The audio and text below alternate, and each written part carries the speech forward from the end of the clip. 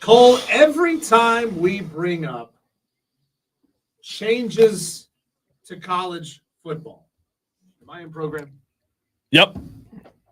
You got me, Diesel? Barely. No. Yes. Barely? No? I don't know.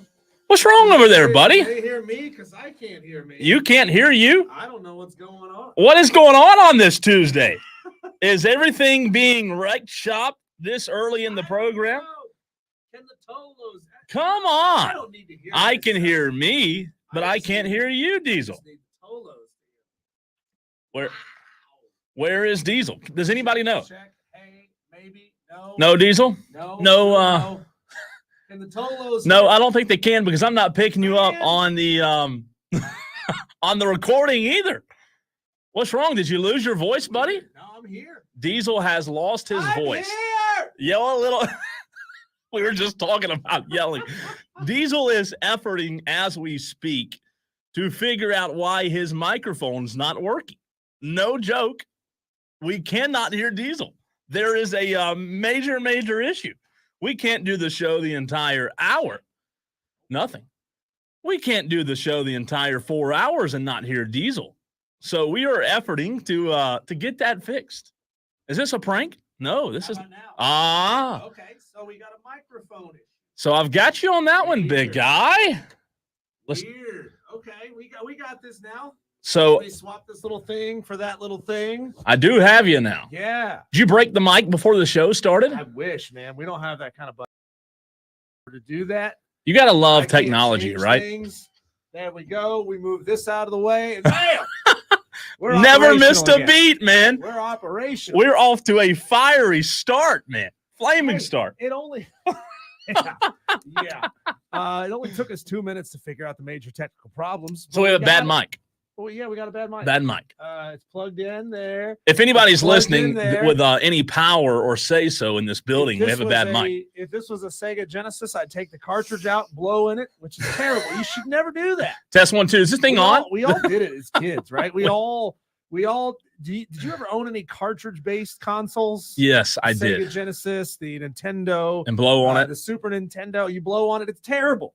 You shouldn't be putting saliva and what are Cheetos, crumbs, and whatever else is in your mouth. You shouldn't be putting that into your video game. What else did I? We all did it, and it worked. I feel like you did it for, like I know on a disc you always tried to clean it, right, with your shirt. Terrible.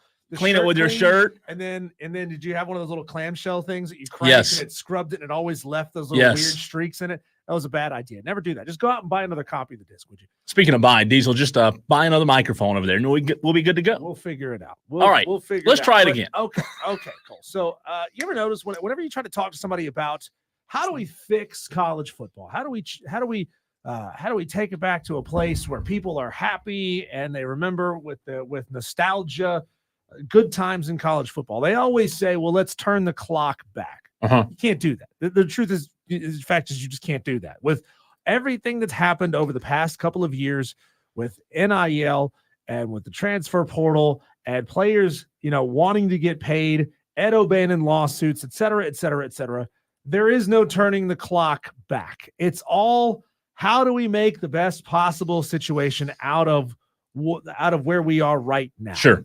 And it seems to me, Cole, that the only way this is ever going to work out, the only way we're ever going to put this back into some semblance of order is we're going to have to start paying players. I mean, they're already getting paid as far as NIL goes, but I'm talking actually paid, not by Coke, not by Chevrolet, not by whoever. The universities, the conferences, somebody's going to have to start paying them, Cole. And it seems to be we are inching ever closer to that reality. Sure. It seems like we are coming up to it. You pulled into the rest stop. Maybe the light is on. You can go inside and you get yourself a little bit of rest and recuperation. Those fans who are a little fed up with where the sport is going, we think you might be coming to a spot where finally we can breathe. This was an article released earlier today, Cole, put up by Pete Thamel of ESPN. Fantastic writer he is. He posted an article, and I'm going to summarize some of it here for you, and then we'll discuss and see where we go from here. Okay. I need summarization. I'm not good at There's a reading lot of long text. articles. Pete writes. He is a loquacious individual. Sure. Okay. He talks a lot. Don't we all? Don't you and I? Yeah. Quote here. This is summarizing. This is pulling some of the biggest pieces of this. The leaders of college sports are involved in, quote, deep discussions to reach a legal settlement that would likely lay out the framework for sharing revenue with athletes in future NCAA business model, sources told ESPN.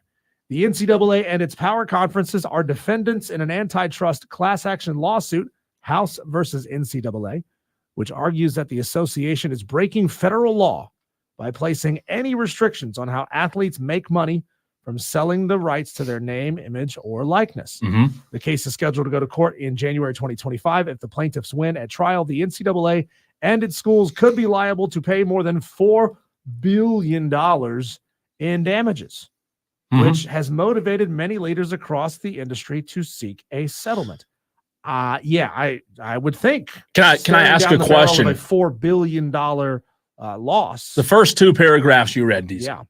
Can you summarize that for not only the audience, but for me and put it into English, please? Yeah, a bunch of players sued because the NCAA has made a lot of money off of their name, image, and likeness. They're going to court in January 2025. If the plaintiffs, meaning the athletes, win, if the athletes win at trial, the NCAA and its schools could owe them $4 billion in damages. That's a lot of money. It's a lot of money. Significant. The NCAA doesn't want to have to spend. So the question becomes, well, what can they do about it? Whenever we have these discussions, right? I always remind people there's no such thing as a perfect world. You are not a genie. You cannot wave a wand. You cannot clap. You cannot blink twice or click your heels together and say, okay, this is what we're doing now. Sure. You can't do that. All of this is a negotiation. All of it takes so long. It takes a long time because, sure, everybody wants this easy, simple solution. Well, it's simply not that easy. Those Sadly, simple solutions don't exist. So the NCAA, it behooves them, unless they want to spend $4 billion paying these players for past damages, it behooves them to come to a solution. And the solution that is headed down the pike, Cole, is revenue sharing. Yes. So it's going to be interesting to see how this works out. This is the part that is not yet quite figured out exactly what they're going to do. But we're going to continue with the article here. Sources indicated that a turning point in the discussions, which have been ongoing, came last week in the Dallas area, which is where the NCAA was already hosting their meetings. So they said, why don't we all just do it while we're here? Lawyers all got together in Dallas. They've discussed, and it seems as if they have come to a turning point, which is a good thing, not a stalemate, a turning point. While sources stress that no deal is imminent, details about what a multi-billion-dollar settlement could look like are expected to be shared in the near future. A settlement could provide some legal relief for a college sports industry that's been peppered by lawsuits. We've talked about it many times, Cole, over the past couple of weeks. Any and every piece of rules, of bylaws that restricts players' ability to make money or move from school to school to school has been struck down over the past year. I mean, just think back. It wasn't that long ago that players got one transfer. It wasn't that long ago that if you transferred to a school at your same level as a Power 5 school, you had to sit out a year. But if you transferred down to the FCS, you could start immediately. That was the law of the land for a long time. God, a lot has changed since that was the rule.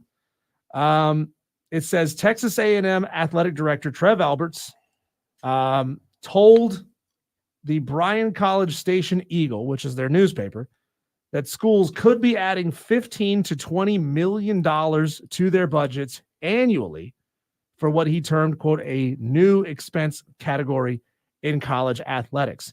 So there's where we get into the nitty gritty, Cole. There's where we get into what is this going to cost the universities going forward. So first, they've got to deal with the lawsuits for the back pay. Now they got to deal with how are we going to pay players in the future. And it seems, this coming from Texas A&M Athletic Director Trev Alberts, that schools of Texas A&M's ilk will have to add $15 to $20 million annually to their budgets to pay current student athletes. Which they should have been doing from the very beginning. Right. And this is going to cross multiple sports lines here. This is not just football. And I want to know how that's going to work when you're talking about, women's volleyball, because there's not a lot of profit sharing. Yeah. You can't share profit if there's no profit. No. In women's volleyball or men's underwater basket weaving. How do you share profits if there's no profits? Where is this money going to come from? Like, we already know that these schools in football, especially the SEC, they're going to be making somewhere in the range of $60 million a pop, and that's expected to go up to potentially up to $100 million. Is that $20 million going to come out of that $100 million? Yeah. I guess the NCAA going to have to foot the bill for that, because they make a ton of money off of this sport. Where is it all going to come from? And that's, I guess, one of my questions that I have, as I do have a couple of questions regarding where it's going to come from and other things. Real quick, want to let you know, get your thoughts in on this news that came out late yesterday and early this morning. 71307 is the way you can get in touch with the show. Just text the word fan to start your use the word fan rather to start your text. That way we see it. Phone lines open as well, 844-FAN-PHONE. Diesel, when I hear this, the majority of football programs make money, but I guess one of my questions is, what about the schools, the vast majority of college sports that lose money for, in different athletic programs? Because let's be real, right? Football's the moneymaker. Yeah. But what about the vast majority of college sports that aren't football, that lose money every single year? So I have to think, Cole, that a large chunk of the money, where that's going to come from, because you know as well as I do, these schools aren't going to want to eat into their profits, right? They're going to want to generate new revenues to cover the expense of paying these student athletes. I just found this on ESPN.com. In 2022-23, the NCAA generated $1.3 billion, and they expensed $1.17 billion, which means they've got about $130 million available to them. If that, I mean, right. I say that's their profit. Right. That's their profit. So they expenses of $1.17 billion, which includes nearly $700 million distributed to NCAA Division I members. I'll tell you what, this screams to me, you're going to have more schools cut out more sports. Sure. I can promise you that. Yeah. There's no way that there's going to be enough money to cover all this. But the question is, would cutting out the lacrosse budget, which I can't imagine is huge. No. There's a budget there. You've travel, I'm sure, is the biggest part of a lacrosse team's budget. Yeah. I mean, equipment is what equipment is, but they're not building stadiums for lacrosse, right? Most schools are probably playing it at a multi-purpose athletic facility. It's probably the soccer stadium also. You're playing lacrosse, you're playing field hockey, you're playing soccer, men's and women's there. So they're not building anything for lacrosse. But if lacrosse's budget is, I'm just going to make up a number here, $250,000 a year. Right. $500,000. Because let's say a small sport costs the school $500,000. Is it really worth cutting a $500,000 sport if you know you're going to be dealing with massive lawsuits on the back end? Like it's Title IX will dictate that they have to cut a men's sport and a women's sport together. Yeah. So then you get to the point where, are you cutting break-even sports or close to break-even sports that are generating a fair amount of revenue? Didn't Jim Harbaugh try to do this? Didn't Jim Harbaugh a few years ago try to bring this to the table? I could have sworn he did, Diesel. I really could have sworn that Jim Harbaugh literally came to the table with this exact idea, this exact plan. And then they shut him down for it. I thought they even went after him. Am I just making that up? Texter, help me out. For whatever reason, I'm thinking that Jim Harbaugh, some texters have already texted in, but let me know if you know what I'm talking about. I thought Jim Harbaugh literally trying to do this exact same thing. One texter, Diesel, says the money's coming from the boosters. Another texter says, just ask Vandy. Another Tolo from the 470 says, expect ticket prices to increase too. Another texter says, Diesel, Boston College lacrosse budget's $500,000 a year, but it banks year in and year out. Okay. So, Cole, I can't help but think if the NCAA had been forward thinking in the 80s, 90s, and early 2000s, the Ed O'Bannon lawsuit happened in 2009. It wasn't that long ago. It's only 15 years ago when this lawsuit happened. But had they had some forward thinking and said, okay, we're gonna give our student athletes a $15,000 a year stipend. This is your stipend on top of your athletics scholarship, on top of your academic scholarship, on top of your room and board. We're going to give you $15K. That's your spending money. That's essentially, we're paying you a part-time job. Yeah. $15,000 a year. I'm laughing because which would have increased slowly over time. It would have stayed $15,000 forever. Because they all would have said, well, 15,000, that's kind of low ball. Let's make it 20,000 next year, 22,000 the following. And it increases every year. And it would increase every year. Did you read my 5 o'clock fight that I put in? I didn't. Because that is that's exactly where that. But I just it's a great question. If all of this could have been avoided. Yeah. If all of this could have been avoided, had they just had a little bit of forethought into the future of seeing, we're generating way more money than we ever have. Eventually, they're going to want a piece. Like, was there some jerk lawyer in the room who was like, nah, man, our contracts are ironclad. They're never getting any of it. Or did they really naively think, well, they're just going to be happy getting free room and board and sweats and access to a locker room and smoothies? I don't think they cared. I don't think they cared. I don't think they even cared one single bit. I think they believed that this was never going to end. This gravy train was never going to end. Oh, sure. And that they would never be. They're going to ride it out. Court. Yeah. You know what? They probably said, hey, we're going to ride it out until it happens, and we don't have to worry about it when it happens. I mean, really. They all probably said, we're going to be long gone by the time this comes.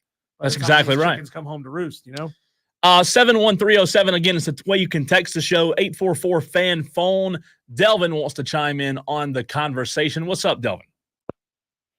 What's up, guys? First of all, I want to say something. Me and Diesel, we're not fighting each other, people. People don't, man, you want to fight Diesel, man? You got to disagree. We disagree all the time. You're going to disagree, man. Yeah, it's all good fun, man. That's sports radio, right? We're all here to jab back and forth at each other. Yeah, what do you think? I think the key part of this is what happened a couple days ago. I don't know if y'all saw the UAB football players during the Player Association. How much you think they're going to factor into this as well? You going to see more teams doing that during the Player Association? UAB doing what with the Player Association, Delvin? I think they started one or joined one. Gotcha. Association. Okay, so this is similar to. You gonna see more teams? You gonna see more teams doing that? And I say thanks for taking my call. Yeah, Delvin. That. There's now. We saw Dartmouth do that. Players unionized at Dartmouth. UAB, they're doing it. I mean, I think we're not far from it. No. And I've always wondered where's the player pay going to come from? Are they going to be employees of individual universities? Are they going to be state employees? Are they going to be conference employees? Now, this is revenue sharing. This is not employment. These are not the same thing right now, but I do think we are going down that road in the future. I thought that during COVID, there was some sort of players association. So I really did, man. I mean, players have representation, but they're not bargaining for a percentage of revenue. One texter says, a player from Virginia women's basketball just signed a NIL deal for 4 years at $3.5 million. She shared it on social media. This is what other schools will do too, says one texter. Well, that's one of the things, texter, you tapped on something I had in the back of my mind there. If players do become employees, I hope beyond hope that they become employees of the conference, not of the school or of the state. Because if they're employees of the school or the state, the amount that they get paid, benefits that they get, et cetera, et cetera, et cetera, can change from school to school or state to state.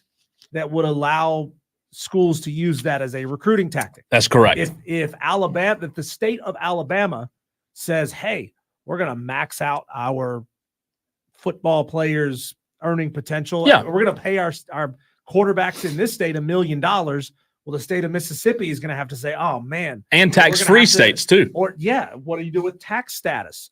I think that's why it has to be a conference. Texas and Florida would have a huge advantage. Right, yeah. And if they wanted to do it a progressive way of saying, here's what you're going to make. Now, if the taxes in your state are higher, you're going to make a slight amount above that to cover the expense of those taxes. Sure. That other states in our conference are not subject to. I mean, it gets so complicated, and I am happy that I am not in the room negotiating this thing. Huh? Stand by for the 5 o'clock fight. We'll get back to this because it's part of the 5 o'clock fight. There's a question surrounding this topic. This topic exactly. Madcraft says, in the case of UNC, you don't even have to do good in school. Madcraft, you're right. That's true, Madcraft. 30 years of systematic academic fraud. At the Oh, University of man. North Carolina. All right, coming up next, we look at, now that we've had time to reminisce a little bit on this past weekend, we really dive in deep and find out why South Carolina's Spencer Rattler fell to the 5th round. He's Diesel. I'm Cole Bryson, and this is the Fan Upstate.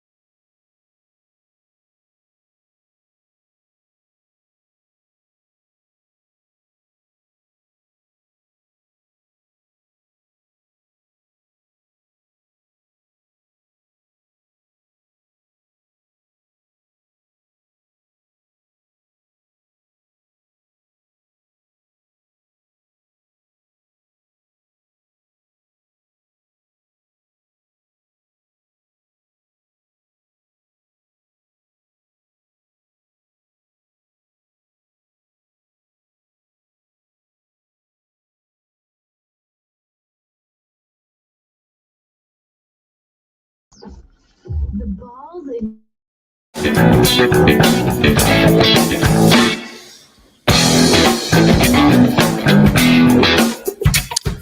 Early on Saturday morning, Diesel, I was driving down the road. I believe I had to go to Columbia Saturday morning, and I got back to find out that the draft had started, and Spencer Rattler had still not been taken.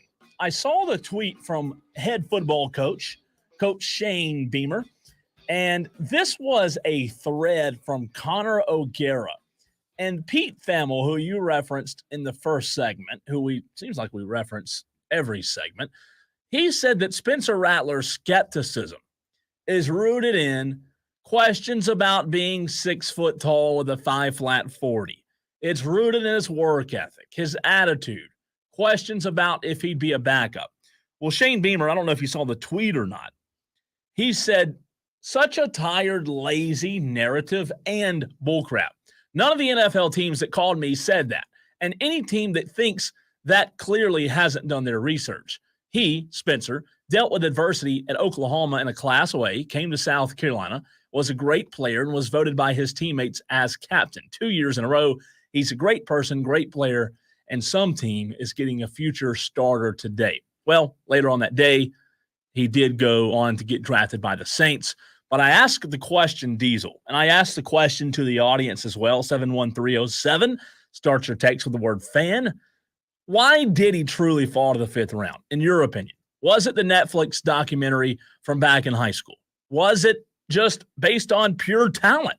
Or was it what Ian Rappaport says, and Adam Schefter kind of agreed with, that the teams that wanted him, the timing just didn't work out. They had needs they had to address first. I think, everybody wants to make this an easy thing and say, oh, they were all against him because he looked like a punk kid in his documentary from when he was in high school. And yes, that is a big part of it. I mean, he did not come off very well in that Netflix documentary. Sure. So for some teams, I'm sure that was a part of it. And how often have we talked, Cole, how many times narratives will get started? Yes. And sometimes it's about a player's quality, and you'll see a guy who rightfully should be a 2nd round guy become a tail end of the 1st round guy, or end of the 1st round guy become middle of the 1st round guy, or somebody will shoot all the way up the board because, well, Mel Kiper did a great job spinning that guy was going to be an elite pro. What's sad is, though, that Diesel, you have one guy like Ian Rappaport saying that the Netflix documentary hurt him. Sure. Then you have a guy like Adam Schefter, who I like and respect a little bit more than Ian. He gave an honest opinion on why he fell. I want to play the Rappaport audio first, and just see if you agree with this. Sure. This is from the Netflix documentary that Spencer Rattler was one of many quarterbacks a part of. And let's bring you in, Ian Rappaport. What's your two here? Rich, that is some of the issue. The ceiling for Spencer Rattler. Teams really wondered, can this guy be a long-time or even short-time starter? Is he going to be a career backup? I want to go through some of the teams that did work and visited with him who might have a needed backup quarterback. Texans, Seahawks, Colts, of course, have Flacco. Giants did not end up taking the quarterback. The Raiders, of course, did not. The Packers as well. But I want to mention something in addition to this.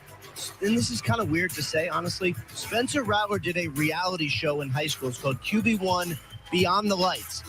It did not make him look great. And it is unbelievable how many different teams mentioned to me the image of him in that show and how they can't get it out of their heads, which I think would be a public service announcement to all 17-year-olds. It is fascinating as teams weigh whether or not to draft him. So Ian Rappaport said, Diesel, and you heard, many general managers mentioned to him about Rattler's Netflix documentary. Would you have guessed that? Would you guess that people still care about that? Yeah, I mean, these guys are looking for anything, right, to parse out whether or not they think somebody is going to be a good fit in their locker room. What shocks me is that it was such a big deal, because I don't know if you're aware, Cole, more than one diva has been drafted in the first round of the NFL draft. Rodgers was, right? Yeah, Aaron Rodgers. There's in a highly competitive, high stress environment, you're going to have divas, right? The guys who think they are the best of the best. I mean, Caleb Williams, diva. We had audio last week of Caleb Williams saying that he was super bummed that the coaches didn't make him the starter at Oklahoma, because I had already told people that when I went to Oklahoma, I was going to be the starter. And then they made Spencer Rattler the starter, and that made me sad. I mean, these divas are everywhere. They are. So to use that against Spencer Rattler when you're talking about a 4 or 5 year difference in age, I think is ludicrous. I mean, these teams, I would assume, all did interviews with Spencer, at least most of them that were interested in him should have done interviews with him. And so they should know, right? They should know. They should. I like what Madcraft says though, in the stream, Diesel. I really do.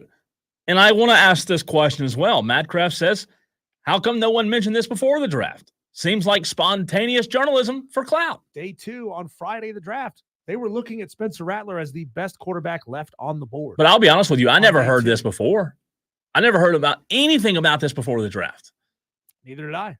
But Ian Rappaport clearly says in that last piece of audio that I played, that was one of the things that GMs couldn't get out of their head, was that image of Rattler. There's so much groupthink in the NFL, right? There is. It's ridiculous. Like, there's so much of this where a player will get boosted or a player will fall. I mean, look at a player like that I like his tangibles, A.D. Mitchell. He looked like a shoe-in for the first round. He fell to middle or late second round. I don't remember exactly where he went. But there was a guy who's like that 6'4", 210-pound receiver that has big playability that everybody thought was going to go highly. Yeah. And he didn't. He just kept falling and falling and falling. And it's just, it's a very small club of people, right? GMs and scouts, and they all talk to each other. I mean, but that was, man, it doesn't make any sense. Like, it almost seems like this was a bogus rumor, not a rumor, but like a bogus talking point brought up by a team that actually wanted him. Yeah. To try to devalue Could be. him for other teams. Could be. But why would he fall then all the way to the 5th round? I'll just tell you, man, like, my opinion, there's a lot of kids in high school, myself included, who did dumb things, you know? Like, you're talking about, who doesn't, right? Who doesn't do dumb things? This guy, if that's the worst thing you have on him, then I like where he's at. Brandon Burnett on the stream says, I feel he ended up at one of the best places he could have. He has a chance to be a starter if he puts in the work. Completely agree. Yeah, but the problem is it's going to cost him a lot of money. It sure is. One texter says, Cole, if you believe Rattler fell off in the draft due to that video, then you don't pay attention to his stats. Well, texter, I never said he fell off due to the video. I'm playing you audio so you can hear both sides. I want to let you hear. This is Adam Schefter telling you that he fell off due to the video. Yes, I want to hear what Adam Schefter said on the Pat McAfee show about Spencer Rattler. Yeah, I got a question. Obviously, we hear about it as a former draft prospect. Hey, when they're digging into your background, they're going to talk to your high school coach, custodian, the college. The Spencer Rattler kind of slide, and then the rumors and the reports coming out that maybe it has something to do with his QB1 stuff when he was way back in high school. Is there any truth to that? You know what I think it was with Spencer Rattler more than anything else? The two teams that liked him most, in my mind, based on the people I spoke to, were the Denver Broncos and the Atlanta Falcons. And I think they had a mid-second, early third-round grade on him. And Spencer Rattler's big problem there was that the Broncos went Bo Nix at 12, the Falcons went Michael Penix at 8, and his two best options closed up immediately, which left him sitting on the board longer than a lot of people think. I think that had as much to do with it as anything else. You could talk about all the other factors, but there were some people on some teams, and I know this because I asked them before the draft, how high do you think Spencer Rattler's going to go? Mid-second, early third. Wow. Well, the problem was two potential landing spots closed up really quick, and that caused him, in my mind, to slide further than a lot of people thought he would. See, that's the kind of reporting I like. Yeah. And you may not like Schefter for whatever reason. That's fair reporting. That's honest evaluation with the real inside knowledge. Not, it was a Netflix documentary. You would have thought, and look, we're not in these war rooms, right? We don't know what exactly these teams value and what these teams believe their needs are in the hierarchy of their needs. I mean, there might have been a lot of teams who thought, yeah, Spencer Rattler is a good quarterback who would do well in our system, and we've got an aging quarterback, or we've got somebody we're not completely in love with. We'd love to bring him in to compete. Sure. But they may also say, well, we also need receivers, and we need linemen, and we need linebackers, and we need corners, more than we need just another quarterback who can maybe push our current QB1 or surpass him. Brandon on the stream says if he can show he is a starter-worthy quarterback, the money will come. I agree. That's true. You're right. He's got to go out there and earn it. He's got to go prove it. He's got to go earn it. However, Diesel was the number 150th pick in the draft, 150. The former South Carolina quarterback is projected to sign a 4-year, $4 million, just over $4 million deal, according to Spot Track. Just over $1 million per year. Rattler's NIL deal was $779,000 a year. Roster value was like $589 at South Carolina. So he's making. What does that mean, roster? Why is his roster value different from his NIL? I don't know. I don't know why his roster value is different. That's the NIL valuation. But I'll tell you this: there's about a $600,000 difference before taxes in what Spencer Rattler will make per year in New Orleans versus what Spencer Rattler made at South Carolina. That's where we are with college athletics, right? If you go late, there's a good chance you might not make a big difference in revenue because of what you made with NIL. That's what's interesting. Some players, Diesel, might make NIL money in college and not get drafted, not get signed. Yeah, I mean, he's still going to be making $1 million to go out and play football. If he's got an agent worth a damn, he's still going to get some endorsement opportunities on top of that. Yeah. I mean, you know, he's certainly not going to be Caitlin Clark's star player who's making gobs more money in off of endorsements than he did off of his salary. Sure. The way that Caitlin Clark is going to be there in the WNBA. But Brandon's right. You want the money, go beat out Derek Carr, right? And he has an opportunity. Derek Carr's old as crap. Yeah. The not real good on the roster. Remind me, who is it? Taysom Hill. Taysom Hill. I think Spencer Rattler's better than that guy already. Well, I think there's going to be a very good battle throughout the summer and training camp for QB2. And listen, if you're QB2, you're in a good spot. You know, nobody expects Rattler to go beat out Derek Carr. But if you're QB2 and you can show that you have a little bit better quarterback poise and a better arm than Taysom Hill, which I think Rattler does, QB2 is not a bad place to be entering the season.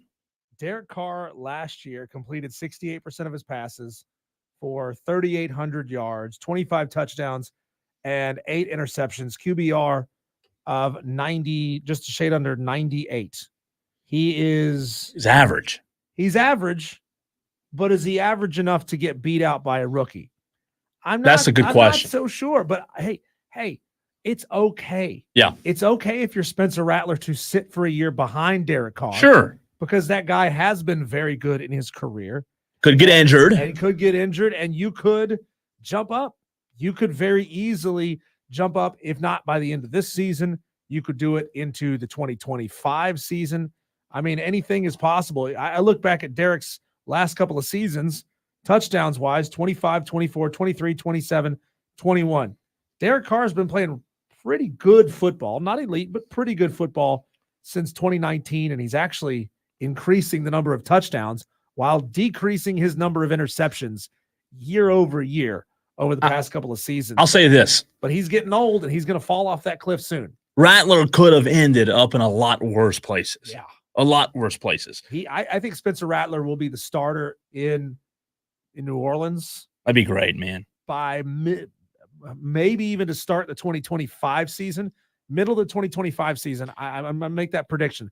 Spencer Rattler will be QB1 in New Orleans. Real quick, before you send it to break, Diesel, I want to give a quick shout-out on Twitter to @BearPadgett, who tweeted the show today and said, make sure you check out Wire to Wire, the best afternoon drive sports radio show there is. We appreciate that. Bear Padgett 52 on Twitter. He's at Diesel on radio, and I am at the Cole Bryson on Twitter. We are live here from the Ingalls Market Studios, 25 Garlington Road in Greenville. You can text us 71307. Start your text with keyword fan. We got a text here, Cole. We're going to get to it on the other side of the break very quickly. We'd like to hear your thoughts on NGU changing their mascot. We'll tell you what that mascot name is. Yeah, it's in the Daily Buzz, too. It's coming up next here on Wire to Wire. He's Cole Bryson. I'm Diesel. This is The Fan Upstate.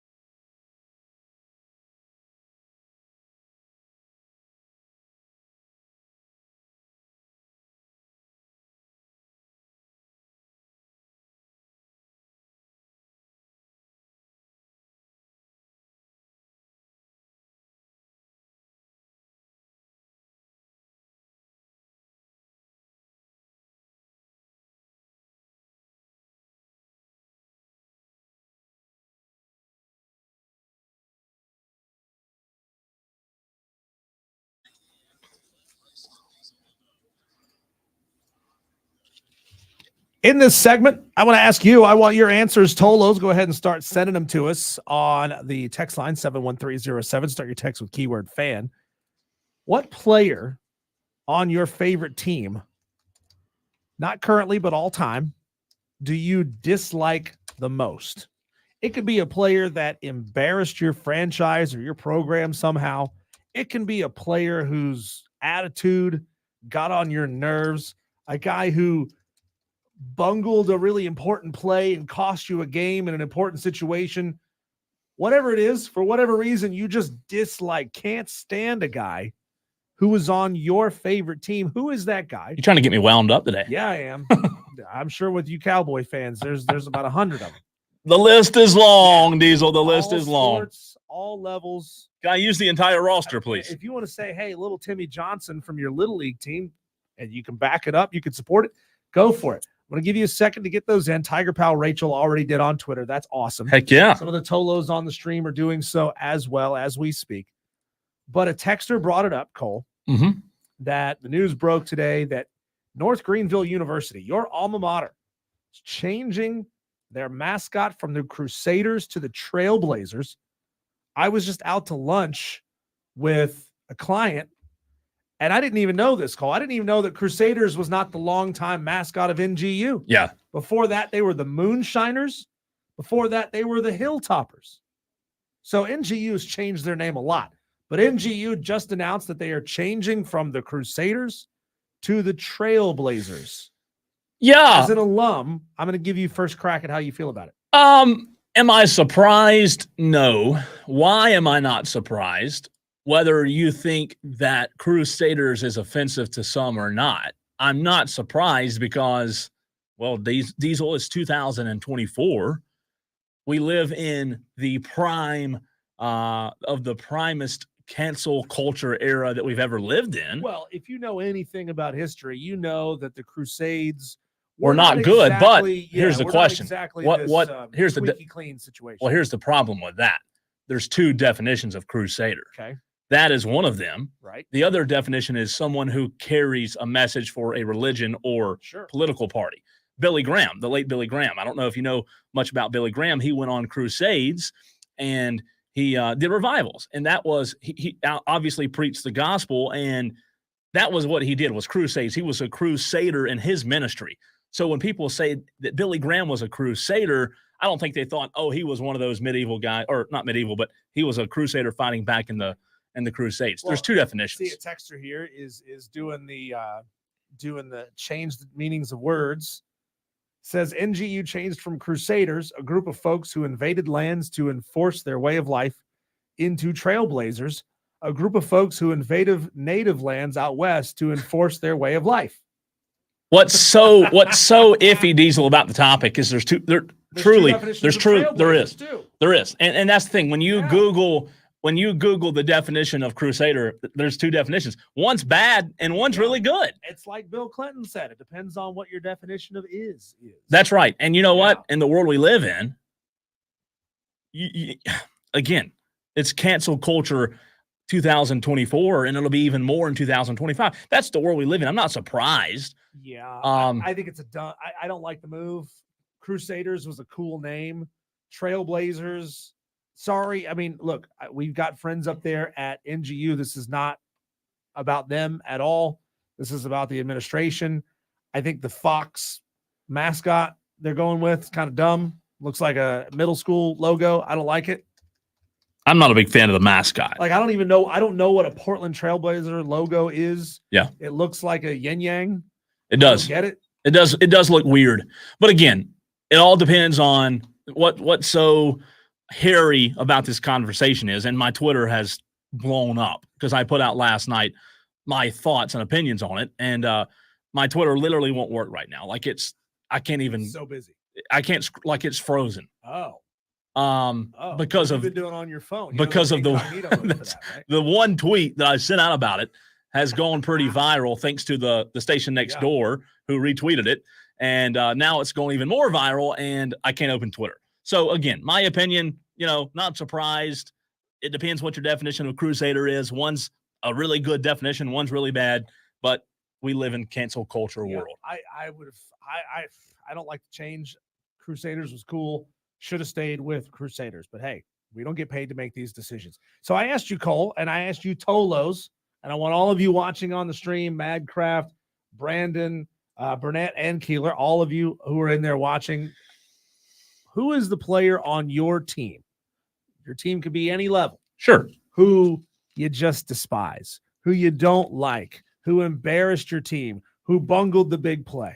Who is your least favorite player on your favorite team? All time, all sports. Why are you doing this to me? Why are you putting me through this misery again? I grew up with this misery, Diesel, and now you're putting me through it again. Tony Romo is my answer. Tony Romo. Did anybody choke more than Tony freaking Romo? Let's be serious. Let's be honest. And Jerry would not move on. No. He's like, that's my guy. That's my guy. I get it, man. Tony Romo is one of those dudes, like everybody could see that he is an average at best quarterback. That had good moments and terrible moments. Right. And let's be real, Dak Prescott is a lot like Tony Romo 2.0. as far as what he's achieved. My least favorite, I've got two for you. I've got Ray Caruth because he embarrassed the living hell out of the Carolina Panthers. 1997 first-round draft. That's a good one. Convicted of conspiracy to commit murder. And I think the victim was his pregnant wife. Not a victim because he didn't kill her. Right? He didn't hire somebody to kill her. But the target was his pregnant wife, which is as ugly as it gets. And then he was caught hiding in the trunk of a car. Like, come on, Ray. That's so random. Ray. That is so random. It's so bad. It was so bad that even Steve Harvey on the Kings of Comedy tour made fun of him. Sure. They said, I bet when he was playing hide and seek in elementary school, he stood behind a street sign and just like turned his body sideways. And they're not going to see me. Him, and then it was Sean Price, who was a wide receiver at App State, probably the most talented wide receiver who had ever been on campus there. He got arrested for doing something stupid, like got in a bar fight downtown Boone. Yeah. And then when he was in jail, this was publicized. Everybody knows about this. He asked the jail for more comfortable shoes. Like they gave him the jail issued clothing. Sure. And he says, hey, I need better shoes because I'm an athlete and these shoes are going to hurt my feet. That's a bad problem to have. Bad shoes in jail. When it's the best player, he was one of those dudes for the FCS level. He was lightning in a bottle. Yeah. So insanely talented, and it was just completely squandered. I like this conversation. And you know what? It does make me mad. It does make me just upset because there are some good answers. Let's do this. Let's take a break, come back. We're going to get into Bryce Young in a few minutes rather, but we're going to come back to this, get your messages, get your texts, and then we'll get to our scheduled topic for 4 o'clock. Maybe we do, maybe we don't. Also, programming note, Mark Kingston, head baseball coach of South Carolina, 5:30 today. He's Diesel. I'm Cole Bryson, and this is the Fan Upstate.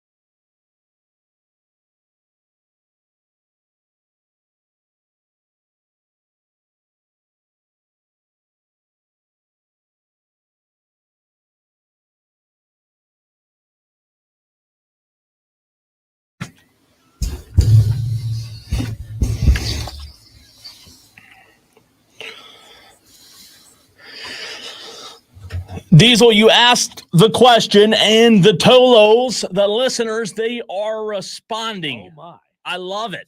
We Oh, yeah. We like interaction. We like for you to be a part of the program. 71307. Start your text with the word fan. Diesel asked, what was your most hated player from your favorite team? Phone lines open as well. 844-FAN-PHONE. That's 844-326-3663. Diesel, do you remember this one? So Holmgren had to take the timeout. So Seattle is now out of timeouts. Now you have to try to take the lead here with Gramatica.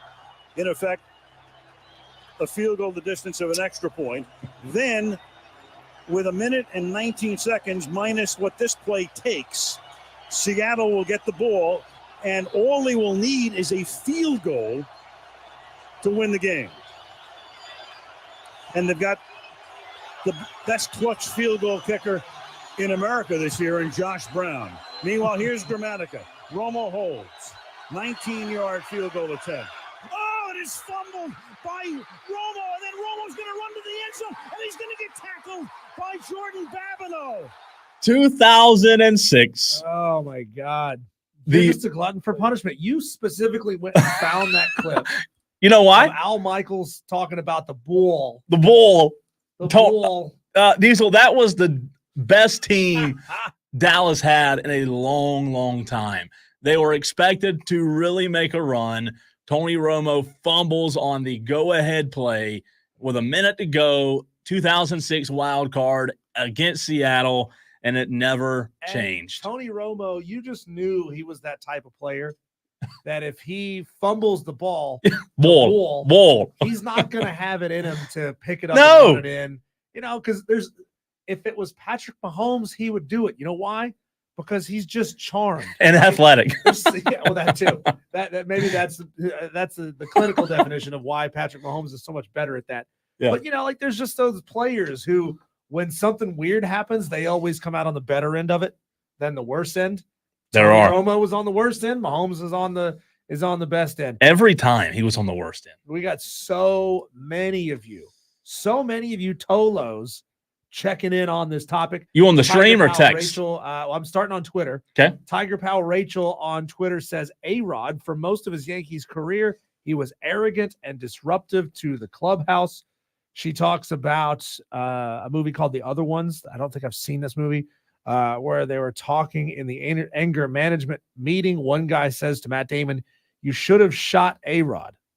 Wow. That's a good answer, though. That's a good answer. I like that answer. A-Rod was a jerk. Like Mr. Slap the ball out of the first baseman's hands. Sure. Yell something at the shortstop who's trying to catch a pop-up in the infield. Like all of these schmarmy, jerky little things that A-Rod used to do. Yeah. They all add up. Brandon on the stream. I'll go to the stream, Diesel. Brandon says Mike Vick for him. Flipped off the Falcons fans. Yeah. Madcraft said Rashawn Jones. I think you mentioned that one earlier. He also said it's probably Trey Pipkins for being a garbage can and getting Justin Herbert hurt.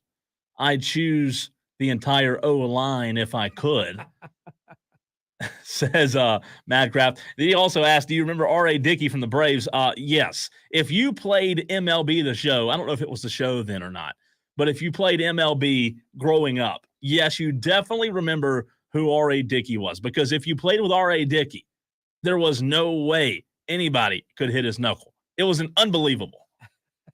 Over on the text line, 71307, start your text with keyword fan if you want to get in on this topic. Let's see here. Yankees fan here. This is a tie for me between Roger Clemens and Alex Rodriguez. Jalen Ramsey says Jaguar fan. No.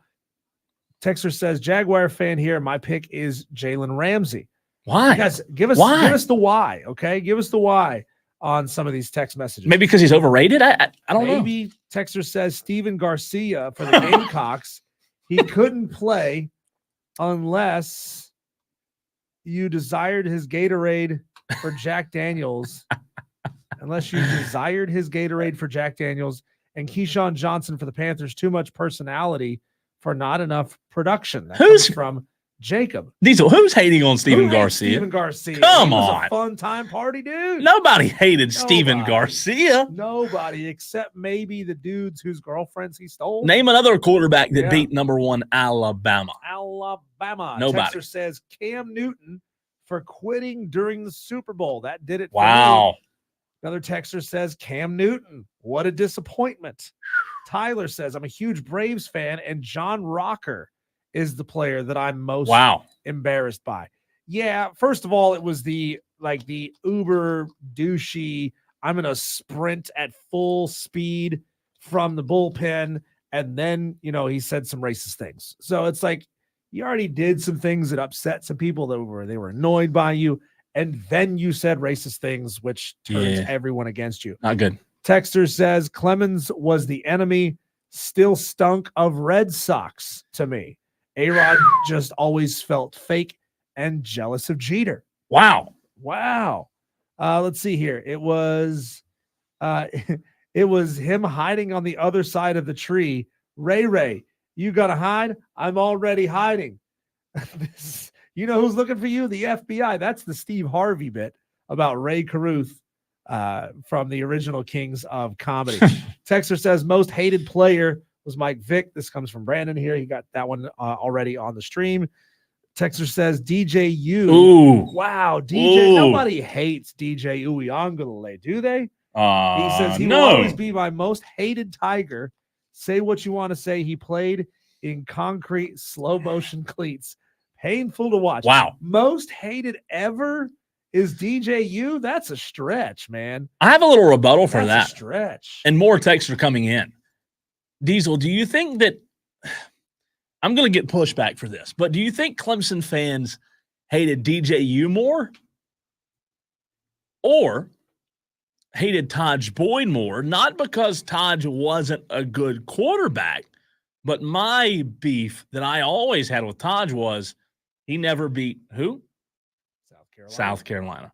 And if you don't beat South Carolina, what are you good for? The line between loved and hated is so thin, right? Deservingly so. But Taj also kicked off the era of Clemson football where they were great. Like he was building. Yes, he was the stepping stone. I agree. Got them there. I remember when Clemson beat LSU with Taj Boyd. I was there. That was insane. Fourth and 16? Because prior to that, people looked at Clemson as a good program, but they weren't on the level of SEC programs. Sure. And that's really what cemented them and said they are on the level of SEC programs. Correct. We got, let's see, one or two more here to get to. I went to private school. Oh, this is about NGU.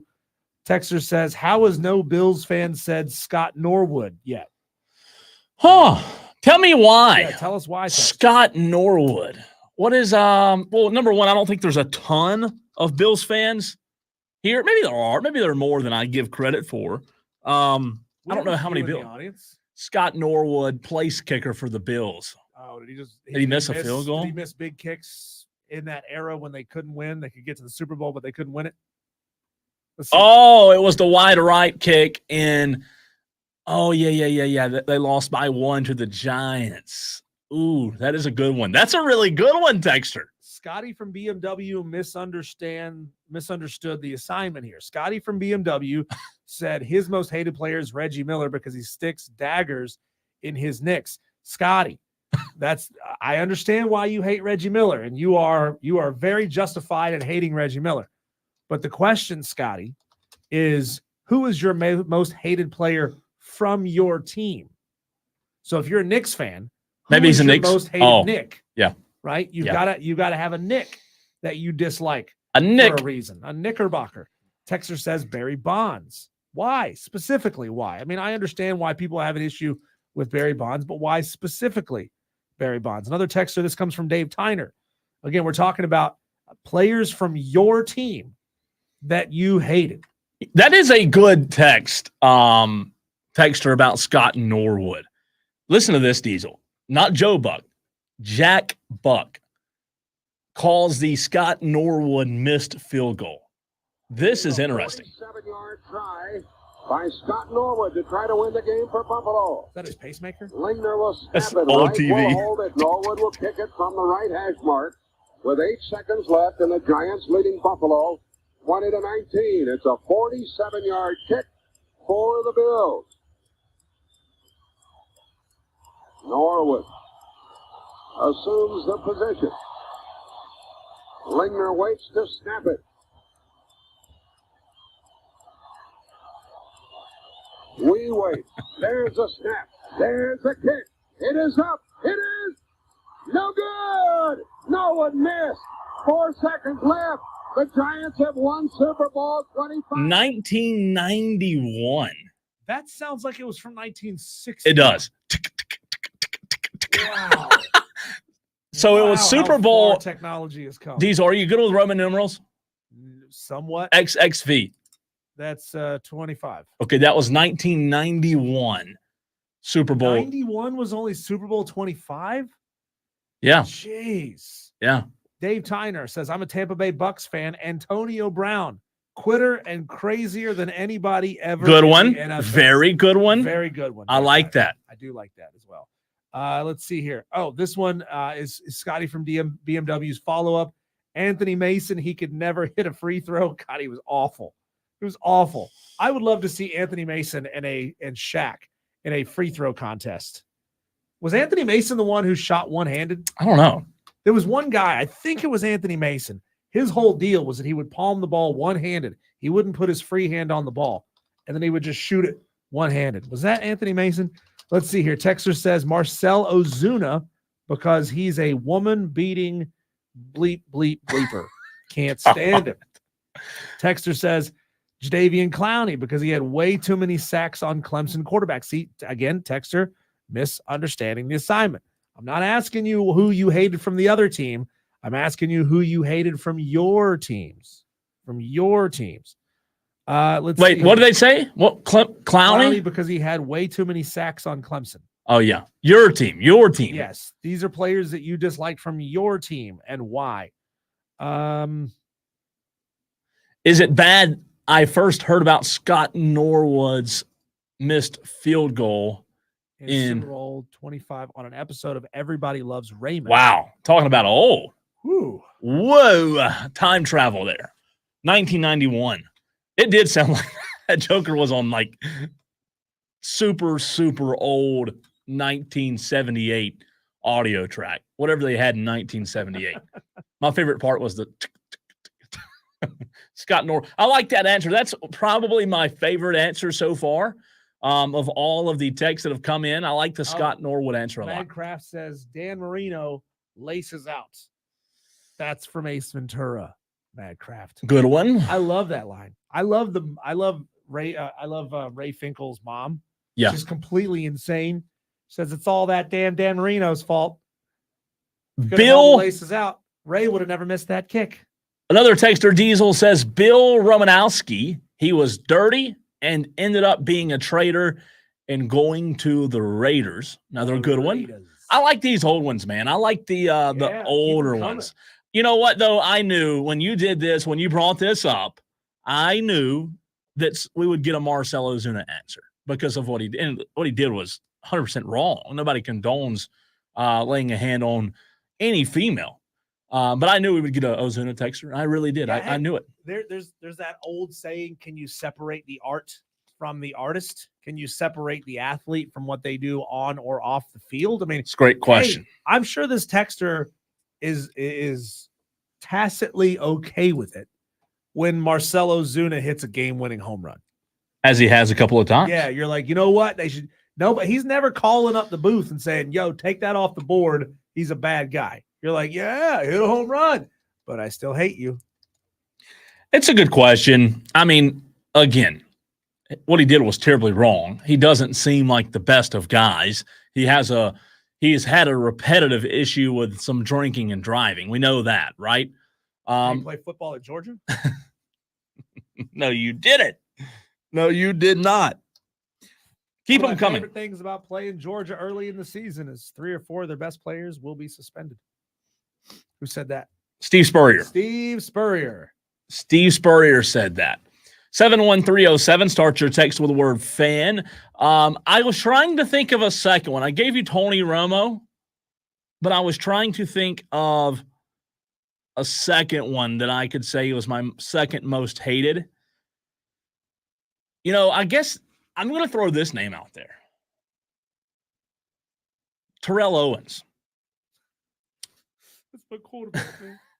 He played for so many different teams and was so good for so many different teams. Yeah. He played for the team that I like, obviously being the Cowboys. But Terrell Owens, guess what he's not? A team player. Or a Hall of Famer. Terrell Owens, I don't think has he ever got in? I don't think he's got in, has he? Shocks me. If he did, I apologize. I may have said that wrong. I didn't think he did because I was watching a documentary not long ago. Yeah, he's in. Oh, he's in? Yeah. Well, I screwed that up. 6-time He's in Pro now. Bowler, 5-time first-team All-Pro selection. T.O. was phenomenal. T.O. was a phenomenal. He was player. phenomenal, but who had more locker room. baggage than T.O.? Who had more baggage? I mean, we look at Tyreek Hill now and say, wow, that dude is a bad dude. That dude has a lot of baggage. Yeah, I forgot he got into the 18 Hall of Fame, Who man. was the other player that somebody brought up earlier? Antonio Brown? Antonio Brown. Yeah, same way. These guys are T.O. 2.0, 3.0. They're definitely very similar. One texter says, Cole, you should have said Dak Prescott. Well, texter, I have no reason to hate Dak Prescott other than his inability to close out games in the playoffs. I don't think Dak's as bad as a quarterback as Romo was. Dak didn't have, I'll tell you the difference. Romo had the moments like that, oh my word, if you just hold the ball and don't fumble, Diesel, they're going to kick the PAT to win the game. Dak hasn't had the individually horrid moments that Tony Romo had. Dak's been a really good quarterback. He hasn't performed in the playoffs like he should have, like he's been paid to do, without a doubt. I don't hate Dak Prescott, though. Let's see. Another texter said, OBJ, the greatest receiver to never accomplish anything. Well, he would have this year. And, well, I don't know. That may change. Him in Baltimore, they were pretty close this past year, right? You're telling me there's a lot of divas at the wide receiver position. Without a doubt. And texter, we can't read that about Barry Bonds being a cheating you-know-what. I can read that. Texter says Barry Bonds is a cheating female dog. I cannot like a player from my teams. Aurora's Warrior. Yeah. Did I read that right? I Misunderstood? can't not like a player from my he's saying I can't dislike a player from my team. Why not? You got to be objective, don't you? Don't you have to be somewhat objective? Or are we just 100% fandom here? I don't know. That's a good question, though. You could admit somebody on your team is a bad dude. Yeah, you can. Shocking, though, Cole. Shocking that the texter who mentioned the Bills kicker, Scott Norwood, said Scott Norwood and not O.J. Simpson. like really? I would say doing what O.J. allegedly did far worse than missing a kick. You think? Wouldn't you say, texter? Wouldn't you say? Madcraft on the stream says, now, wait a minute. Instead of fumbling, Dak just throws game-ending interceptions. No hate, just stating fact. He's done nothing better than Romo has so far. Game-ending interceptions, Madcraft. What, against San Francisco 2 years ago? Is that what you're talking about? Or there's a lot of – listen, of course I'm going to defend Dak in a way. I'm a Cowboys fan. You don't have to. You can just let him have it.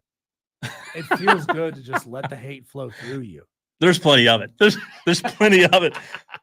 He's a good quarterback, Madcraft. Don't be a hater. Don't be a hater, man. Listen, if you want to be a hater, fine, whatever. You guys I can can't keep change getting in on this throughout the show. We'll keep Please reading do. these. Who Please is your do. most hated player from your favorite teams? Yeah, and we're going to push. I tell you what we're going to do. We're going to push the Bryce Young versus the field Okay. to the 5 o'clock post-fight. Love it. Because we do have a little extra time before we're joined by Mark Kingston, which will be joined by the head baseball coach in just over 1 hour from now, Diesel. Yep. So when we come back, we're going to look at what we think the Panthers 2025 NFL draft might look like. What are the Carolina Panthers going to need? They certainly can't get it all back in one draft or in one offseason of signings. What do we think the Carolina Panthers might do next year in the NFL draft? If you're a Panthers fan, feel free to get on the topic. Tell us what you think is going to happen as well at 71307. We'll talk about that next when we come back on the Fan Upstate.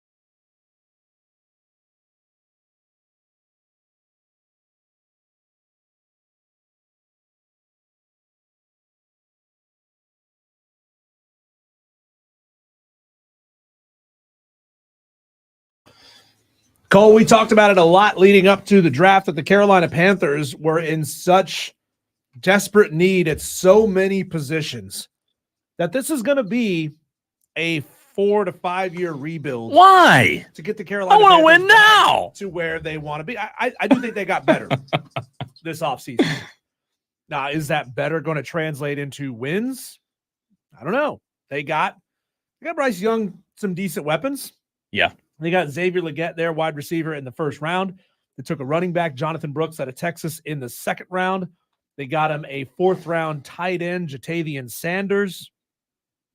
But that's all they got. They did Bryce get Young. better. They did. They got better. They got younger. And hey, that could be a core if all three of these guys pan out, which the math says they probably won't. Not all of them, at least. But I do think they got him some decent weapons. And the way Xavier Legette could play off of Adam Thielen and give the Panthers a legit deep threat, that opens more things up for Adam Thielen. Because last year we all knew, everybody knew knew they were going to throw it to Adam Thielen because that's all they had, right? Only target. And Xavier Legette gives them a legitimate second target. Listen, the bottom line is, from where they were last year when the season ended, with who I thought was a horrible coaching hire in the first place in Frank Wright. Worst coaching hire. I thought I never was high on that. But since then, since the season ended, the new additions to the Panthers have surrounded Bryce Young. Listen how they've surrounded every single piece just for Bryce Young. Coaching staff, head coach, Dave Canales, who is an offensive-minded guy, right? OC, Brad Isaac. I don't know if I'm pronouncing that right or not. Offensive line, Robert Hunt, guard. Damian Lewis, guard. Offensive tackle, Josh Neiman. Weapons, Deontay Johnson, Xavier Legette, Jonathan Brooks. So at least they're putting a conservative effort in putting pieces around your quarterback. That's what I like to see. So I look, Cole, at not only what they have, and we have a general sense of what their deficiencies are and may still continue to be in the future. Wide receiver is still going to be a deficiency. You can't do it with a rookie and somebody who's this close to filing for AARP status and expect to do that at a high level for years into the future. As a matter of fact, Adam Thielen's contract is coming to an end next year in 2025. Oh, okay. So he's got 2 more seasons on him. So we've got, so Adam Thielen's contract runs through the 2025 season calendar year. Cool. So we look at who big players whose contracts are going to expire in 2024.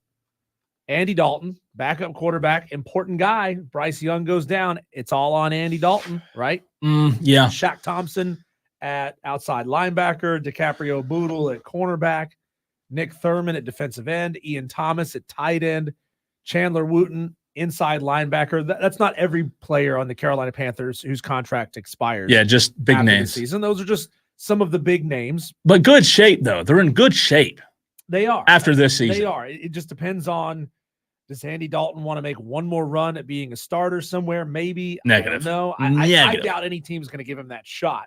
Sure. But his agent sure as hell is in Andy's ear saying, hey, you could be a starter somewhere. I mean, look at Derek Carr's old ass. Yep. He's crusty as can be, and he's out there starting for the Saints. Don't you want that to be you? So you're asking Andy what Dalton and Shaq Thompson are the 2 guys, the 2 big ones. Yeah. That are going to be important to either re-sign or replace after the season. So you're saying, Diesel, this time next year, before the draft, what will they need? Correct. Right? And then you got to look a year into the future beyond that and say whose contracts are expiring after the 2025 season, because if we're looking at the 2025 draft, these are guys who are going into their final year, contract year. Yeah. Right tackle Taylor Moton, Adam Thielen, J.C. Horn, Shai Tuttle, DJ Wanham, Amari Barno, Cade Mays, Nash Jensen. Hadn't heard that name in a long time. Cade Mays. Well, he was one of the offseason acquisitions. Yeah. So that's both of their probably starting guards who will be on a 2-year contract. So you got to start looking like, okay, what are we going to need over the next 2 seasons? Probably a quarterback, a backup quarterback, easily a star corner. It all just depends on, do we really think that Chow Smith-Wade, sure, quarterback they took in the 5th round this year, do we really think he's going to replace J.C. Horn as CB1? I understand JC is rarely available. Yeah. I think that they've got pieces in place because of what I said to make an argument and say, okay, we surrounded Bryce. Now let's go beef up our defense. Let's go get the back end of our defense a little stronger. Back end of their defense isn't terrible right now, but it's not the best. Listen, Panthers fans have to remember last year at times their defense wasn't bad. Right. Wasn't They're bad. a middle of the pack defense. Yeah. But when you compare that to 2022, when they were an elite defense, Sure. it's certainly a drop off. Well, I tell you what they'll have to do. 2022, Carolina had even in 2021, 2022, Carolina had a really, I don't want to say elite, but a really good run defense. Last year, they were toward the bottom of the pack in run defense. They couldn't stop the run to save their life last year. They lost one guy in free agency. We talked about Burns. Bring in Clowney, more of a pass rusher guy. I think they'll have to make a big effort, Diesel, to beef up the offensive line. Or excuse me, the defensive line. Yeah. Maybe the offensive line too. We saw depending on what happens with the center this year. We saw 3 or 4 edge rushers come off the board in the first round this year. I mean, do we really expect Carolina to be drafting in the bottom half of the first round? No. Ooh, that's a good question. Where will they be drafting? I think they're going to be drafting first half. If I had to guess, I'd probably say they'll draft somewhere around 10 next year, 11 next year. Let me think. I think they're going to win a few more games. They're certainly going to win more than 2. And anything can happen as far as thanks for that, Diesel. Right? Thanks for that boost of encouragement. You never know. They're going to win 2. It could always get worse. How many they win last year? 2. It could always get worse. They could win. Could 1. it? They could win could 0. It has happened before. I think they'll be, you say around 10? I think 10, 11. I don't hate would that. Be shocked if they were in the top half of the NFL. Shocked. Yeah, that ain't happening. Yeah. I'll say this. I think they will be. I don't disagree. I think if Carolina could be toward 10, but even closer to 15, it'd be a really good year. What the Falcons went 7-10 last year. They drafted 8th. So let's using that as a basis. Do we think the Panthers are going to win more than 7 games this year? That's 8. And I know more than 7 and moves a little bit. They're not winning without looking at their schedule. I'm not looking right now. I don't think Carolina's winning 7 games. So you think they may be drafting 5, 6, 7, 8? 7 games? Ooh. Yeah. We'll have to see what the Vegas over-under is, but 7's a lot. Do you not think so? 7? 7 is that's optimistic. It's not unachievable. I'm saying it's optimistic. Wow. So we have to predict, Cole. Okay. Because we got about 4 minutes left in this break. Okay. We have to predict where we think the Carolina Panthers might be going in next year's draft, in the 2025 NFL draft. I'll start. I'll give you a second while you're doing what you're doing. I'm going to say that, number 1, the Carolina Panthers will draft a slot wide receiver to complement Xavier Legette, get young at that position. Somebody that will eventually have to replace Adam Thielen, because they're probably not going to extend him. And if they do, it's not going to be for long. So they are going to very much need that position. I'm sorry. I'm laughing. I just looked up the over-under on wins. Let me guess, 3.5? 4. Oh, God. 4.5 or 4 dead on? It's 4.5. It's 4.5. Okay. Over under on 2024 regular season wins 4 right now. 4.5. Fans, all fans. What do you think? Are you taking the over or the under on Gosh. 4.5 wins next year? That's why I said 7 would be a lot. So I'm sorry. You said you would take. Maybe they're going to be. Maybe I amend my thought process there and say 10 or 11. I think they're probably going to be picking around 7 or 6 to 8 would be my guess.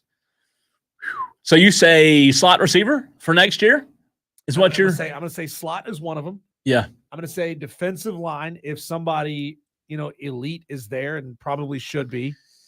2026 probably going to be the year where they really try to get young on defense. It's got to be. They're okay. Depends on who they extend, who they may or may not need at that position. And here's my bold one, Cole. Oh, gosh. Here's my bold one. Oh, gosh. I'm going to say that they genuinely start thinking about drafting quarterback. Wow. I don't think that they're going to take quarterback in the first round. No way would I, unless Bryce just craps the bed for a second year in a row. And if that's the case, if he takes 60 some odd sacks this year, if he makes all the same mistakes that he made last year, maybe, but I don't see it. Maybe is more of a second round quarterback. Yeah. Somebody who can run a similar style of offense to Bryce Young and back him up if Bryce goes down, because we saw Bryce look good at times last year. At times, but I think The talent is there. I just don't know that he can overcome all of his physical limitations. Here's what has to change between now and this time next year. I'll tell you what has to change. Now and 51 weeks from now, which would be a few days Correct. before the draft. The mindset of we've got to surround Bryce Young with so much talent so that we can win, that's got to change. Like, if that's your mindset, Bryce Young's no good. Bryce Young sucks. If that, seriously, we're sitting here now thinking about, they got to, he has to have weapons, right? Yeah, but my God, let's get him the Air Force One, and let's get him, fighter jets, and Sherman tank. Bryce Young eventually, Bryce Young, I know it's year one, leading into year two. My point is, eventually Bryce Young's got to change the narrative of, I've got to have all this help. Yes, quarterbacks have to have help. I'm not saying that. But, we're not heading in a good direction with our narrative of Bryce Young. Yeah. If we're saying he has to have the best player at every position. We know that the best teams in this league always have they playmaker at quarterback, right? They have these guys who have the ability to be playmakers. Game managers typically don't take you far in this league. Dak Prescott, Tony Romo. No, Dak's not a game manager. I'm not going to let you do that. So, I mean, this is going to be, I don't know. I'm not saying that this is a make it or break it year for Bryce. Sure. So maybe that pushes the QB question really closer to the 2026 draft, which will be make it or break it in 2026. Gosh. So, yeah. One texter says, I am taking the over. They'll win 6 games at least, talking about the over and half, or the over-under being 4.5. Madcraft has a brilliant point here. He says, just trade for Kirk Cousins in 2 years. Problem solved. Oh, yeah, that'd be great. Great idea, man. Great idea. They'll guarantee him $100 million. Another texter. Why is he getting older and also getting more money? Yeah. Texter says, Panthers will probably pick in the top 5, either trade down and gain some draft capital, go lineman, or take best offensive weapon available. Man. Xavier Legette with a scary good slot receiver or somebody that can complement on him on the other side of that. the ball. I like that. Is good because, we look at let me pull the current draft, the cap space numbers for the Carolina Panthers. It's not much, okay? The Carolina Panthers have, as of right now, effective cap space. Oh my God. Too far. $5.5 million. I had the Jeopardy music lined up. $5.5 million. They are in the bottom third of the NFL. Compare that to the team who has the most draft cap space, or excuse me, not draft, but effective cap space. Right. The New England Patriots have $55 million in cap space.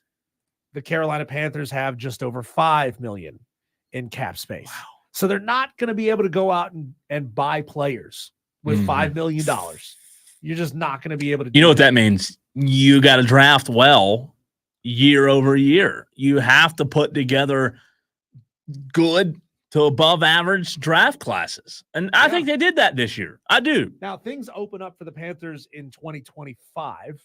As of right now, they're expected to have about $40 million in cap space in 2025. But 2024, they got no money. Yeah, they got no money. You're riding with what you got. I'll tell you what, we hadn't talked about this. A situation they don't want to find themselves in. Similar to what other teams, my team, other teams have have experienced, Diesel. What if Bryce Young played a lot better this year and then regressed the next? You have 1 year of good evidence and 2 tough years. Then you're forced with, hey, do we spend the money? Because in 2024, he was a top 7 quarterback in QBR. But in 2005, he wasn't. Yeah. Well, then you got to start asking yourself the question, all right, we're going into his 4th year. Yeah. Are we gonna extend him to a 5th-year rookie option, 5th-year option? Or are we just gonna cut ties and move on and go quarterback? Look, I don't know. I can't predict who the quarterback class is gonna be in 2026. Let me ask you this. Quinn Ewers, Shadur Sanders for next year. I mean, you're not you're not going to draft either one of those guys. I'm good. Unless Quinn Ewers just lights it up. I'm good. But which case you still may not be able to get him because he's considered a top 3. And if you're drafting where we predict 5 through 8, he's not going to be on the board. I'll put you on the spot real quick before break. Mhm. Put you on the spot. 4 years from now, it'll be Going into the 2028 season. That's correct. End of April. That'll be year 5. He will have played 5 seasons. Will he be the quarterback? I'm going to say no. Eesh. No, I don't think he will. I don't think he will because Woo! I put more stock in what I can see Yeah. versus what I hope. I don't just I do too. I mean, the eye test, right? You got to put stock in the eye test, and I look at all these guys and I say I hope that they prove me wrong, and I hope Bryce Young does. I mean, I do too. I hope he proves us all wrong. I want to like him. I really do. But you know what? If you would have made the right pick last year, you wouldn't even be in this situation right now. If C.J. Stroud was your quarterback, imagine if you had C.J. Stroud, Xavier Legette, you had a guy like Jonathan Brooks. Oh, man, what a good team that'd be. You could have had it. Yeah, it's right there. Texter says, can't have cap space when you're still paying 3 to 4 quarterbacks who aren't even on your team anymore. that's true. That's a good point. Good point. All right, coming up next, Diesel, I ask the question to you as well as our audience. Go ahead and get your thoughts in now, 71307. Start your text with the word fan. We're also live on Twitter, Facebook, YouTube. You can join in on the chat there and let your opinion be heard. But coming up in the very next segment, I ask the question, will a NBA team ever do, Diesel, what's never been done? Right here on the Fan Upstate.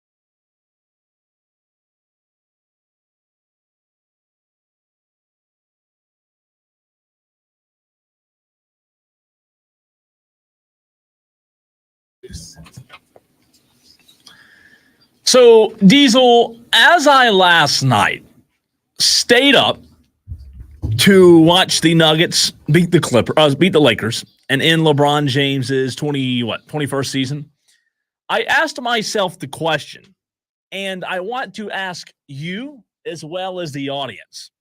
71307. Start your text with the word fan. Also, 844 fan phone. That's 844-326-3663 is the number you can call into the program. Diesel, do you know that as long as the NBA has been playing, as long as these guys have been creating miraculous comebacks, we have yet to see a team come back down 3-0 in the postseason? I asked the question, will that ever happen? Just to let you know, the first time a 3-1 comeback happened in the NBA Finals was not too long ago when LeBron James came back 3-1 to beat Steph Curry and the Golden State Warriors. So it took vintage LeBron, yes, to come back from down 3-1. Yes, and win 4 straight. However, no team has ever come back down 3-0. Do you think we will ever see a team break history and end this streak? No, I don't. Honestly, You don't? I mean, if you've got the talent in you to come back from down 3-0, then you should have won one of the first 3 games of the series, right? So you wouldn't be down 3-0 in the first place. Now, like, if we're talking about, and I'm just painting a picture here in my mind here, if we're talking about in the future, it may even be next year, Celtics, Knicks, and Zion Williamson is a Knick, and Zion has some sort of an injury late in the season or early in the playoffs, that, you know, precludes him from being on the court for the first 3 games of the series against the Celtics. Sure. And then Zion comes back. Maybe. It would take something catastrophic like that. It would take something like that. I mean, I like that, though. But then again, you know, we asked the question yesterday, hey, your team's about to have its season ended, and you're at 90%. Are you coming back? Are you putting Zion back on the court? And everybody's like, nah, shut him down. Shut him down. And that's why it won't happen, because they'll look at it like it's not worth it. The doctors will look at it. The players will look at it like that. Risk it. To this texter who says, I can't find a number to call in, texter, the renewal by Anderson of the Carolinas fan phone is 844-326-3663. That's correct. We welcome your call. Texter says, imagine if LeBron played like LeBron every game.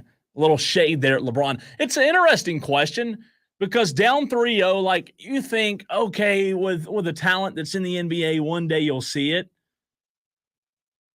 I just don't know, man. Like, that is, I think I would agree with you. Could you imagine if LeBron ever got fat the way that Zion did? They'd call him LeBlob. LeBlob. That'd be bad. Y'all are terrible. You know that. You and Jim Rome, Diesel. You and Jim Rome. All right, well, real quick before the break, let's hit some daily wires, little daily buzz. Seattle last night, they defeated Atlanta. Wonk, wonk, wonk. Sadly, the Braves took one on the chin last night. Not a real good night for Atlanta. Just couldn't get the bats going. Cross-country travel, late first pitch. I understand being a little green, a little fuzzy in this game. Okay, you're going to give us a that makes me feel better then. Yeah, I mean, makes me feel better. They played what? They played on Monday. What's today? Today's Tuesday. Yeah, they played Sunday, got on a plane, Sunday. went to Seattle. Yeah, time difference. Okay, good. Maybe I'm just going to give them a little benefit of the doubt. What was the final score in last 2-1. Oh, okay. It's 2-1. They just didn't get the bats going. I appreciate that. After a long flight, you know? OKC swept New Orleans last night, winning 97-89. Denver advances past LA in Game 5. If only Zion had been there. Yep. Might have been different. Never know. 108-106 was the score last night. I have some thoughts on that, get to later in the program, about one of the dumbest rules in sports.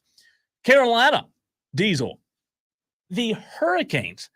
I was talking to some hockey fans earlier today who I ran into. I have my Dallas Stars shirt on, and spurred the conversation. Really good conversation about hockey, we do have a lot of Hurricane fans in the upstate.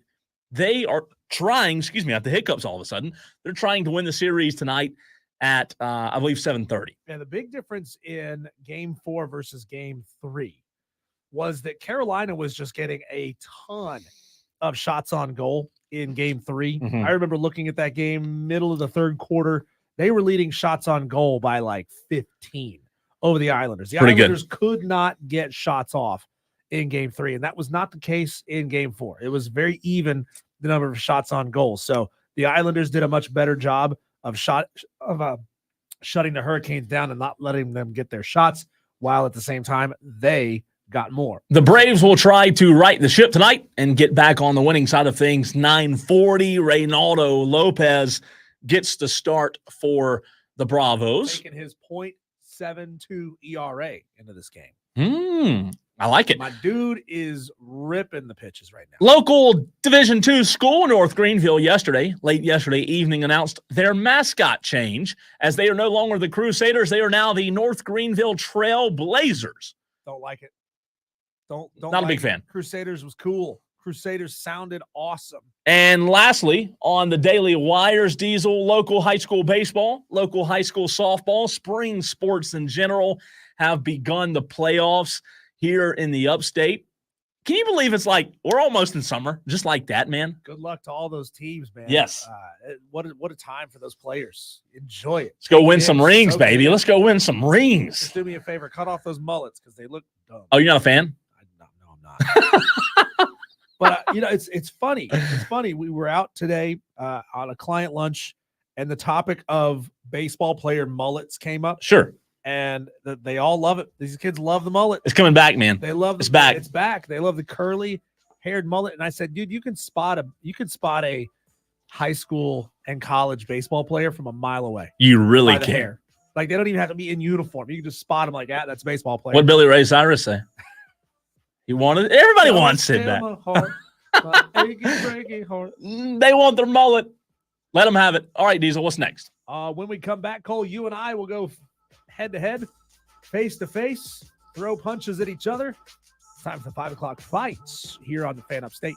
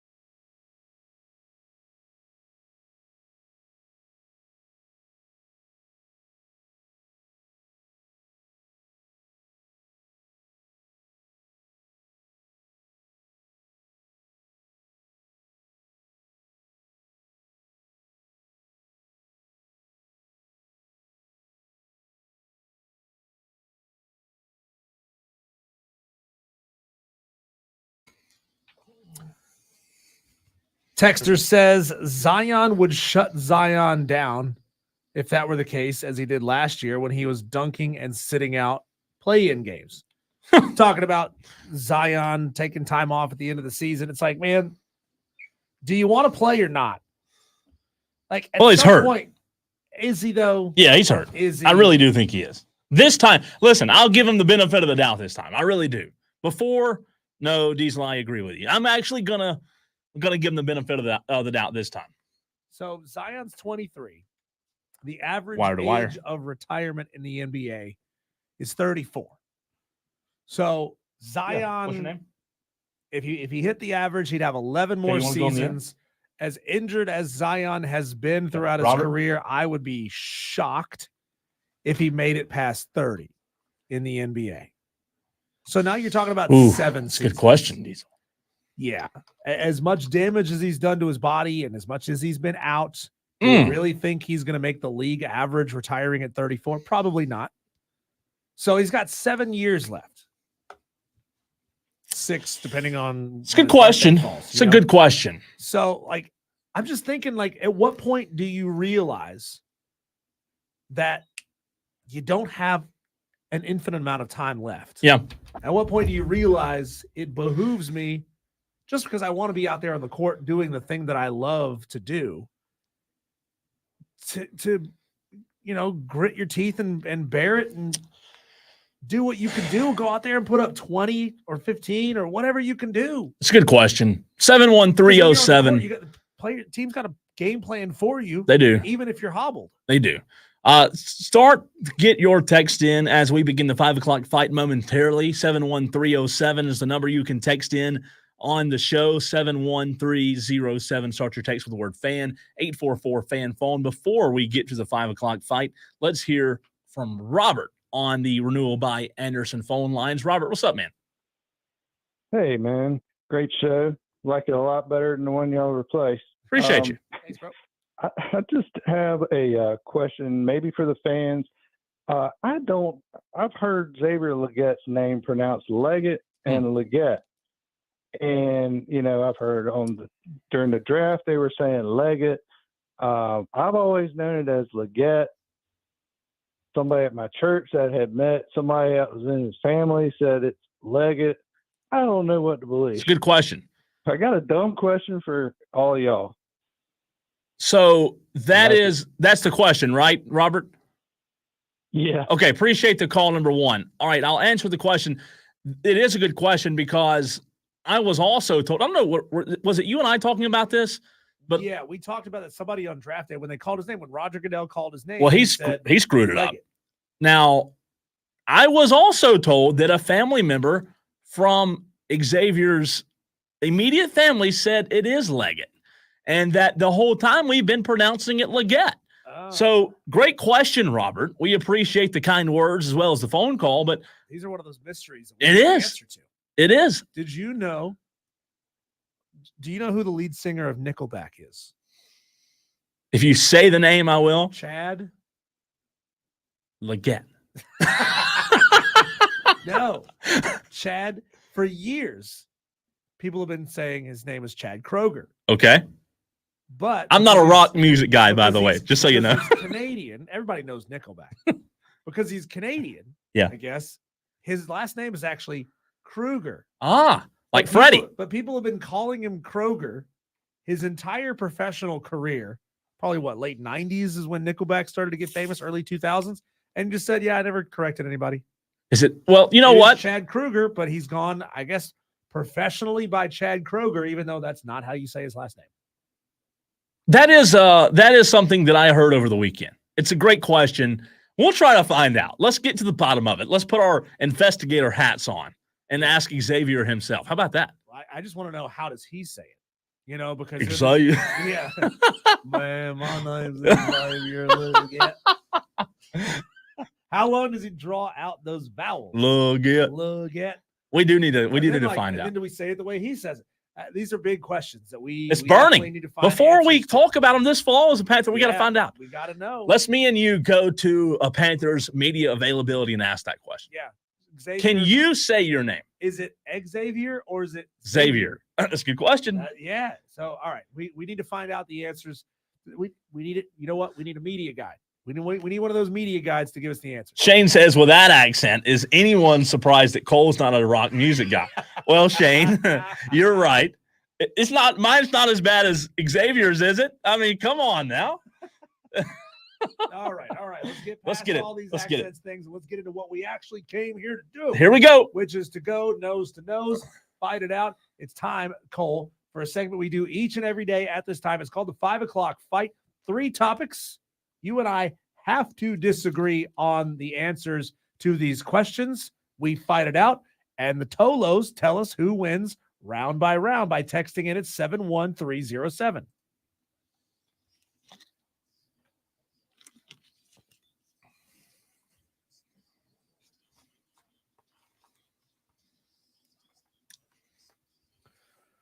So again, we have 3 rounds. You decide. You are the judge, juries, and executioners. You text in at 71307. Tell us who wins each round, each fight.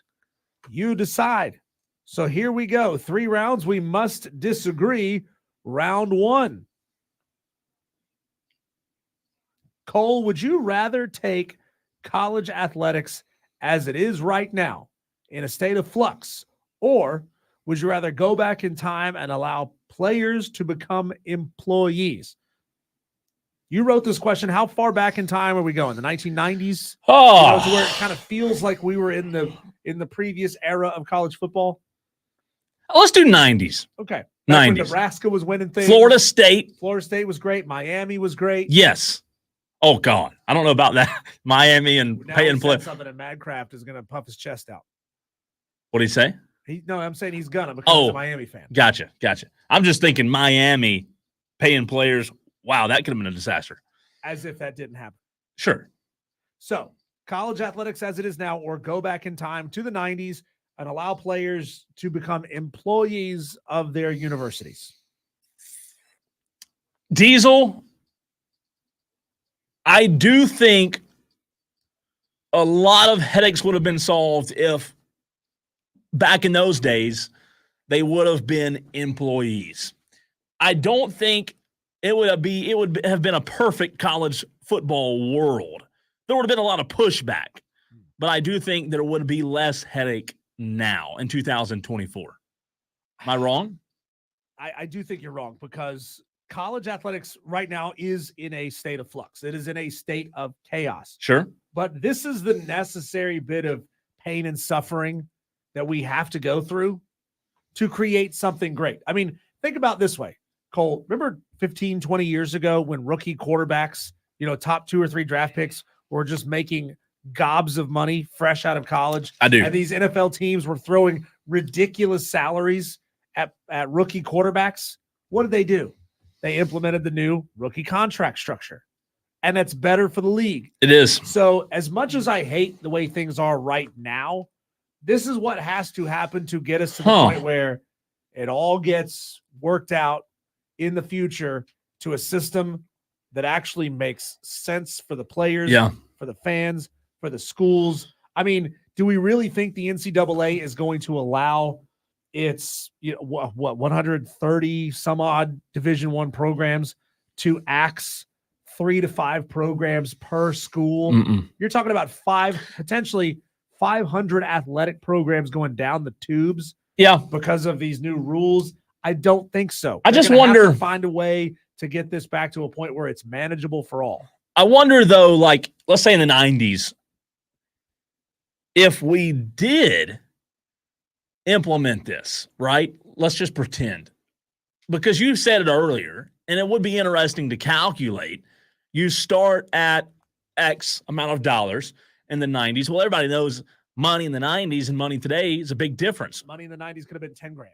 And that'd probably be what, 50 today? Yeah. So what would that be? Would it be worth the money paid today, Diesel, to avoid what we're going through now? That's the question, right? I don't know the answer, but that is the question. Would it be worth enough to avoid the modern era of college athletics that we're in with NIL. So the converted amount of $10,000 in 1994, Okay. 30 years ago, is the equivalent of $21,000 today. Oh, 10 to 21. 10 grand in 94 is I was worth off. 21 grand today. I said 50. I was a little bit off there. Yeah, again, it'd be interesting. I do think that we would still have players wanting more. I really do. Yeah, that number would have increased. It not just, they would want year over year increase to the point where it wouldn't be $21,000 today. It would probably be $50,000 or $100,000 today. Who knows? So there you go. Who won that fight? 71307. Start your text with keyword fan. Let's go to round 2. Cole, it's late at night. Maybe you've had a couple of pops and you get a little hungry. What is the best late night drive-through food? Tacos or burgers? Because most towns, there's only a couple of restaurants open. Yeah, that's true. 2 o'clock in the morning. That's true. It's either tacos or burgers. What's better? You're going to make me answer this? Yeah. I'm going to at least let you go first. I appreciate that. It's very, very respectful. I'll tell you this.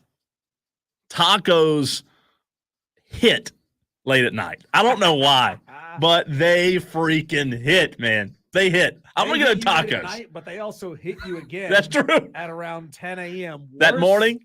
Worse than anything else. Look, I mean, most of these places have a pretty decent late night burger, and I'm not going to be painting the walls brown in the middle of the night. So I'm going to go burgers better than tacos just because tacos, and we all know exactly what joint we're talking about here. We're not going to slander them on the air, but, there's a reason why they call it Taco Hell. Wait a minute. Slander? Yeah. Why would y'all do that? No, we don't do that. We don't slander advertisers here, especially ones that we would like to spend money with us. No, I'm just saying in general, who would ever slander that establishment? A lot of people do. Human beings slander them? Yes, they do. On this earth? Yes, they do. No. So best late night drive-through food.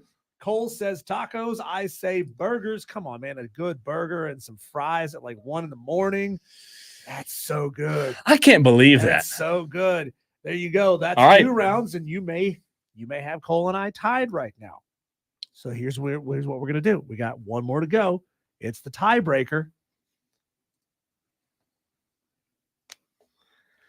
Where, Cole, would you rather do a live in-race scenario NASCAR ride along? Like full throttle? Full throttle, if it was possible. Like I've done a Richard Petty driving experience at Charlotte. It's fun, but you're not going full throttle.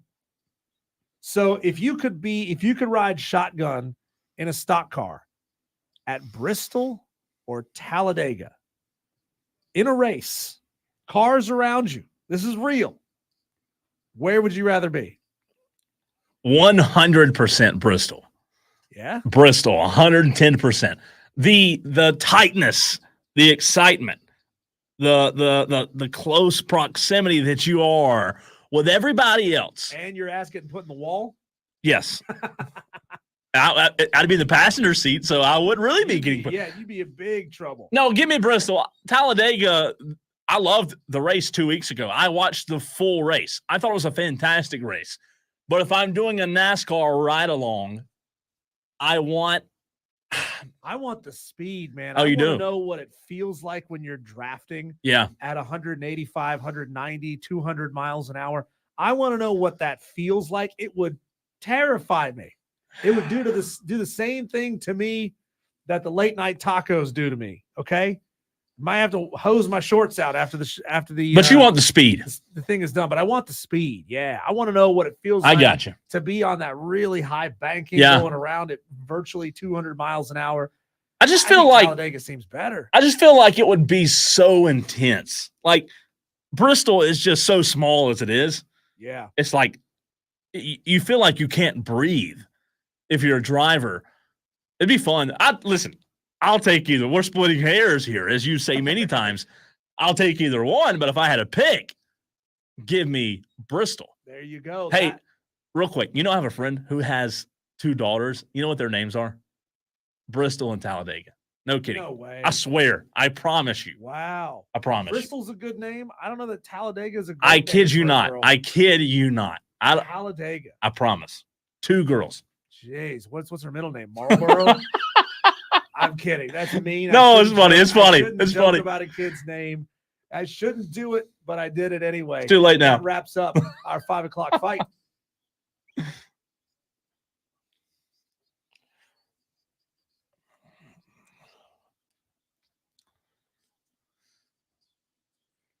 So there it is. You get to decide now by texting in 71307. Tell us who wins each round of the 5 o'clock fight. As always, you can submit your 5 o'clock fight ideas by emailing me, diesel@thefanupstate.com.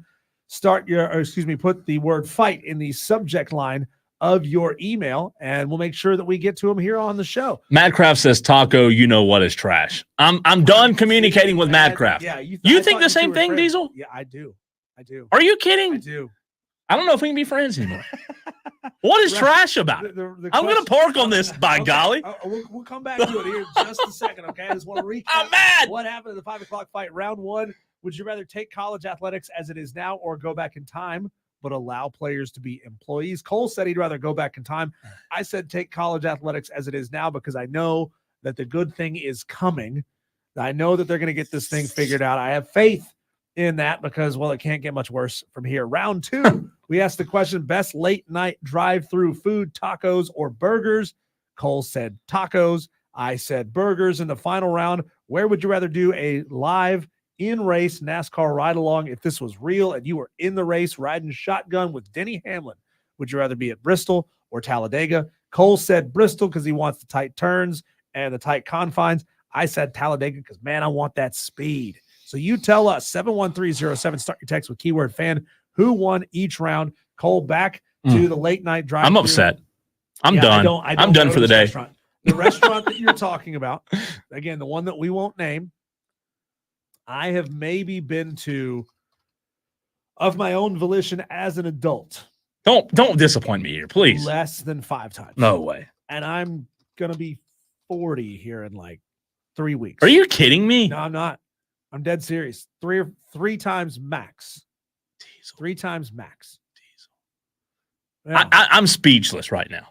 Yeah, and most of those times I was passenger in the car. Oh, you were forced. I was like, yeah, let's go. I'll give it a shot. So you don't willingly choose to go there. I mean, I've agreed to get food there. Yeah.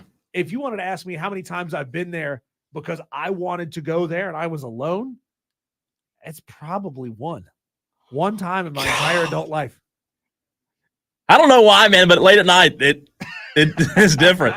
I wouldn't want it right now, but late at night I would. All right, 71307, texter Diesel said, I went to Wendy's after being a Tolo, so whoever says burgers wins. Diesel 2-0. I was happy when Taco, you know what, started to serve breakfast. Taco Bell, I don't know why I'm not saying it because I just said Wendy's, because I wanted diarrhea earlier in the day. That's a great text. Oh, that's a killer question at the end. Y'all are killing it. Who wins? Typing as it's asked. We're going Diesel wins 2-0-1. We had our first tie just now. 2-0-1. So you got a goose egg. So You were right 0 times. That sucks. Because any NASCAR ride along like that would be too legit. They both have so many G-forces. Look up the difference in the track. Diesel wins 2, Cole wins 1 and 3. Says Gordon. See, Gordon's a hater. Well, I think he went. No. He sided with you yesterday. Did he? I really do think he did. Okay, I'm guilty of Gordon slander. Sorry. One texter said, "I just had because I'm a '90s kid and I hear Gordon. I think Jeff Gordon. I think Pansy in his rainbow painted. Yeah, you know, I watched him Sunday in the drag racing series that he does. Really? Yeah, it was pretty boring. One texter says, I just had Taco Bell on my drive home listening to you guys. It is tasty and cheap, but I'm already feeling it. Shane Barrett says, round 1, Diesel, I think. He thinks. Round 2, Cole, but round 3, Diesel. Yes. Because I am from Alabama. Thank you, Shane. That's the only reason he picked you is because he's from Alabama. Hey, that's where Talladega is. We're not here to question people's reasons. We're just here to appreciate the results. Texter says, I had 4 friends go to the Jack and the you-know-what and spend $167 in value. There's no way that's true. I don't believe that. Would it take them 3 hours to complete that order? I don't believe To that. get that many things on the value menu. That'd I'm going to do be the math here, okay? $167 uh-huh. divided by, what do you think the average value menu item costs? $3? Just for the sake of argument? Yeah. $3. That means that's 55 items that they had. There's no way. No way. No way. Hey, real quick fun But fact. that's divided by 4 of them. That means each one ordered 14 items. No way. That's a lot. Fun fact on Talladega. You ready? Yep. Do you know, Diesel, you may know, I'll also ask the audience. The Tolos. Tolos. That stands for turn it on, leave it on. 71307. Start your text with the word fan. The racetrack that we all love in Talladega, in Alabama. Fantastic track. Do you know where Talladega was supposed to be built? Right up the road in Spartanburg. Spartanburg. Bingo. You said it right. That's the correct answer. It was supposed to be built in Spartanburg, but the developer, Spartanburg and Talladega, from what I understand, were the 2 locations.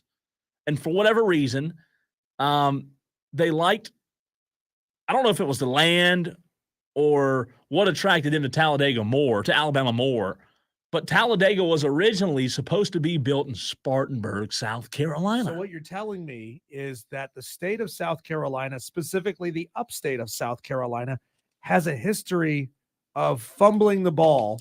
Can you Have imagine? opportunities to bring large sporting events. Well, I don't know that was our fault. I really don't know. Let's see. I don't know. It's almost like it's cultural at this point. Let's see why. It's who we are. No, let's be fair about it. Let's be fair about it first. Let's just make blind assumptions here. The Talladega racetrack in Alabama was originally slated to be built in Spartanburg. Spartanburg natives David Pearson, Cotton Owens, and Bud Moore are among those that give thoughts on what might have been. There's a video. Oh, here we go. If it's on Reddit, it must be true, right? Everything on Reddit's true. Another reason I've heard Spartanburg didn't get the track was the blue laws in the state. Doing business on Sunday was prohibited at the time, and politicians would not grant it an exception. At the time, Darlington ran in South Carolina, ran its race on a Monday. Huh, I didn't know that.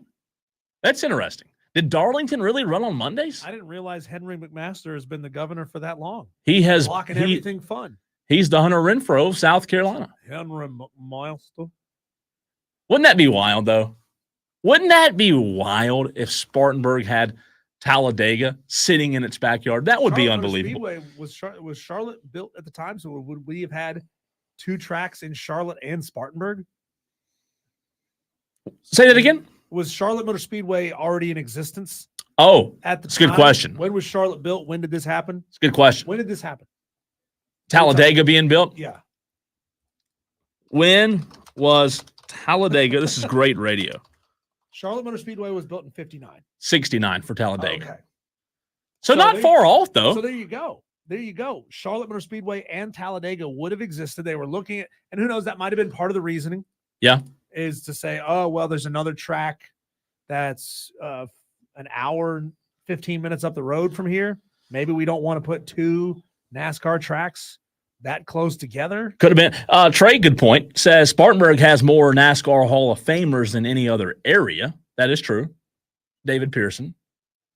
Spartanburg has a very rich tradition with NASCAR anyways, going back to the Pearson, Owens, Bud Moore, and those guys. Hey, I'm from Hickory. It's Hickory Motor Speedway has birthplace of the NASCAR stars painted right there on the wall.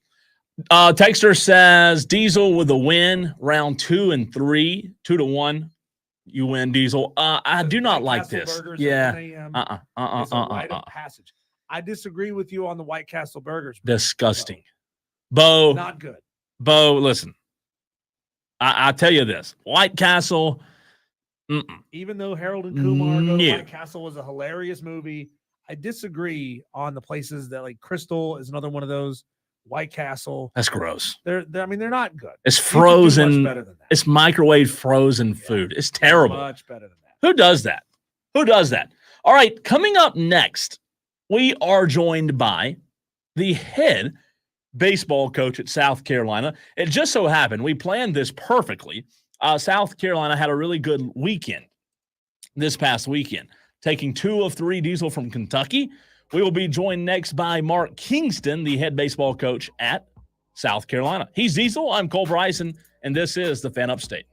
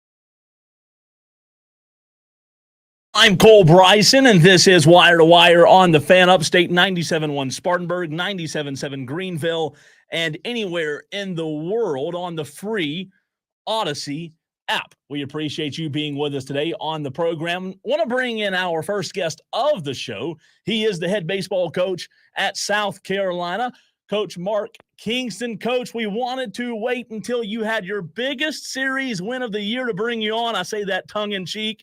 We've been trying to get you on and working with your schedule. We appreciate you jumping on with us. But, man, how about that win for you guys and your team last weekend, taking 2 of 3 from the number 4 Kentucky Wildcats? Yeah, it was a good weekend for us. As you probably know, we've about the last 5, 6, maybe even 7 weekends have just been nothing but playing the best teams in the country, whether it's Texas A&M or Arkansas or Florida on the road or Vanderbilt, just on and on and on. Kentucky came in ranked number 4 in the country. So I've never seen or been a part of a schedule where you play top 5 teams every single week. But, you know, we're surviving it, and we had a big win this weekend. And because of that, our RPI is in the top 10. So feel like we're in a good place right now, but it's always about the next game and the next challenge. Mark Kingston, head baseball coach, South Carolina, joins us here on Wire to Wire. Coach, this is Diesel here. You've coached a lot of ball. How does beating a team as good as Kentucky, the way that you beat them on Sunday, 10-0, how does that spark a team? You know, I'm sure you've had that happen in your career in the past where you win big games and big series in big ways. How has that affected your teams in the past? Well, I think it gives your entire team confidence, because if you win a game 10-8, then, you know, pitchers walk out of there thinking, man, I don't know how well we did. The offense really won that game. Or if you win a game 2-1, the offense walks out of there thinking, yeah, we were okay, but the pitching really carried us. But when you win a game against a top 5 team 10-0, you know that the hitters dominated, and you know the pitchers dominated, and you know your defense dominated. So I think you really gain a lot of confidence out of a game like that, especially when it's a rubber match, when it's against the top 5 team. We had 2 great games. We were a couple inches away from winning the Saturday game as well, when Castis's ball was caught right in front of the center field wall with the bases loaded. We're that close to sweeping the series. So I think it's a weekend we can draw from. But again, in this league, it's always about the next weekend, because you got another tough challenge the following week. But for the time being, this was a very, very productive week for us.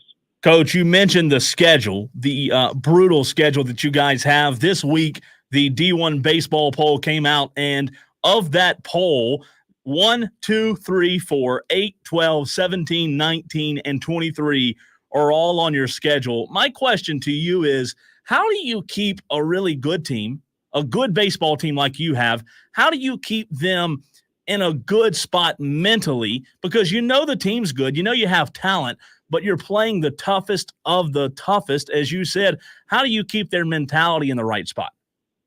You know, it's a great question. You have to try to stay very stable. You have to try to stay very consistent.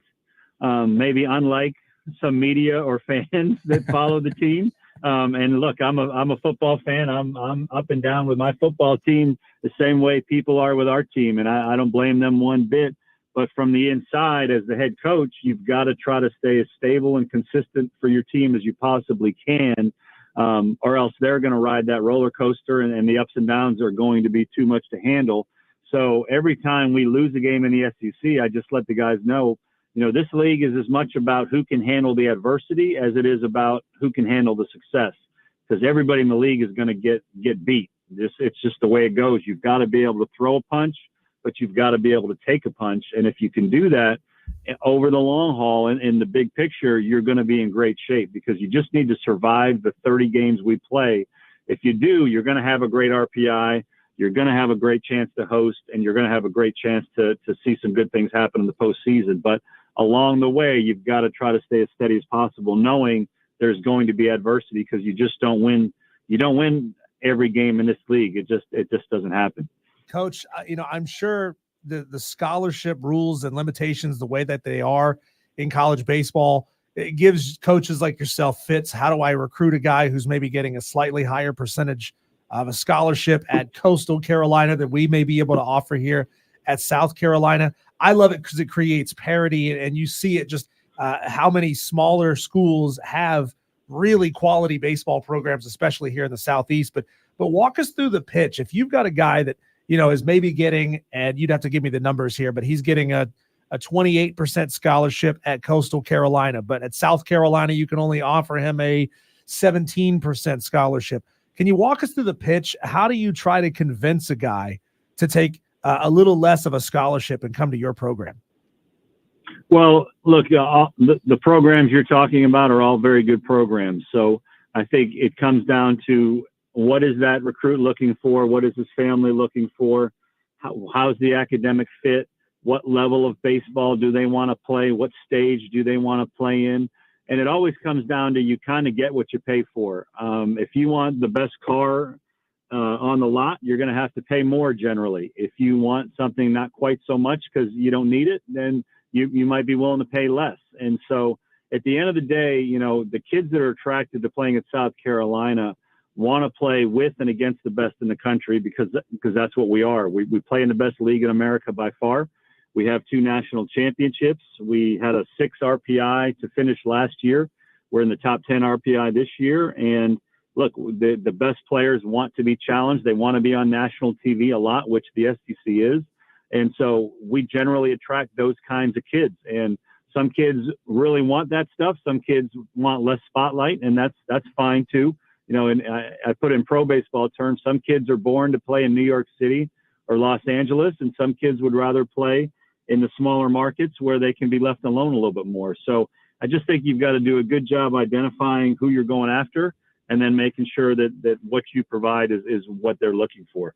Coach Mark Kingston joining us on Wire to Wire right here on the Fan Upstate. Coach, we talked about the SEC. We talked about the conference, the league being one of the best there is, if not the best by far, in my opinion. But when you looked at your team in the last month to month and a half, other than the level of competition, what was it that you and your staff put a finger on that was the number one thing that you really thought you had to get better on in order to make a run to a regional? Well, I think it's been well documented that we need to do a better job of hitting with guys on base. We lead the country in walks taken, offensively. We have some power. We don't have as much power as we had last year, but we do have some power. But we get on base at a very, very high clip. So the thing we've had to battle is we just haven't done as well with runners on base and runners in scoring position as I think we can do. And some of that is you're facing the best pitchers in America.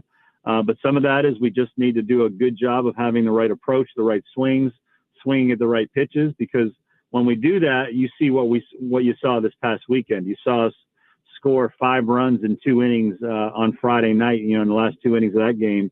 We scored 13 on Saturday. We scored 10 on Sunday. When we do that and when we have guys in the lineup that are offensive minded, it gives us a chance to do that and have that kind of success offensively, because we've looked at it. And when we score 6 runs in a game, we're like 24-3.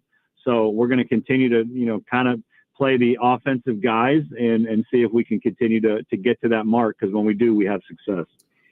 Coach, 29-14 record on the season as a whole, 11-10 in conference play. You look back at a season like 2022 where 16-13 had you hosting a regional. What conversations are you having with your team, and how are they responding to, in a way, kind of having their backs against the wall, specifically in terms of the goal of hosting a regional? Does that even come up? Is it keep your head down and just play and the chips fall where they may? Yeah, our job is just to make sure they're prepared to play that game that day and try to win. And if you do that, you get 56 chances to do that. And if you do that well, if you do that better than most of the country, if you're one of the 16 best teams in the country at doing that, then you're going to host. And again, the RPI is a major factor in who they allow to host. And our RPI is 10 or 11 right now. So we're in a really good space right now. And we just need to keep playing good baseball. And you don't focus on where you're trying to go in baseball. You just focus on the next pitch, the next inning, the next game. Coach, before we let you go, I want to go back to your answer 2 questions ago, talking about guys at the plate, their approach, how you get better, and how you kind of improve in categories when it comes to leaving runners in scoring position. I understand that, but my question to you is, as a coach, how do you work on that mid-season? Because to me, it seems like that would be something that's easily taken care of during the offseason, but you really don't have a chance during the grind and the gauntlet of the season to work, or maybe you do, but I want to hear from you and how you do spend time with batters, with hitters, and tweaking approaches during the season. Well, we play 4 days a week. We have one off day, and that gives you 2 other days to work on those things. And also in pregame batting practice, you can work on those things as well. You can also look at video 7 days a week. You can also continue to have guys evolve and improve. A hitter you see in February is going to be different than a hitter you see in April because guys get better. Mm-hmm. And so you can work on it. You can continue to talk about it. You can continue to show them the ways why they're having success and why they're having failure. And that's why the best teams in the country are playing better at the end than they are at the beginning. So it's a constant emphasis, and you can work on it 2, 3, 4, 5 days a week, whether it's a game day or not. Coach, we appreciate your time. Best of luck tomorrow night at home, but also throughout the rest of the season and the postseason. And we look forward to having you on again real soon.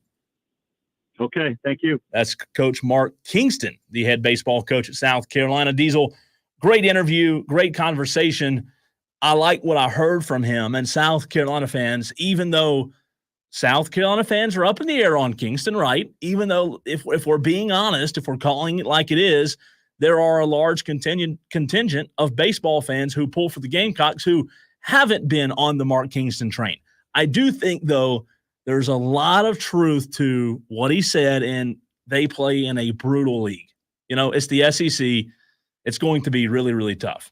Yeah, and what did I say? They were 35 and hang on, I had it here for just a second ago. They are at 29-14. I mean, that's 35 games. There's a lot of Gamecock fans who are not going to be happy if they're not 35-0 right now. I mean, that's just the way that it is. And, you know, there's some coaches who will just fans will build in a reputation in their minds, and there's nothing they can ever do to overcome that. And I think that's unfair, especially with a guy, again, who has a 29-14 record in the toughest conference in baseball.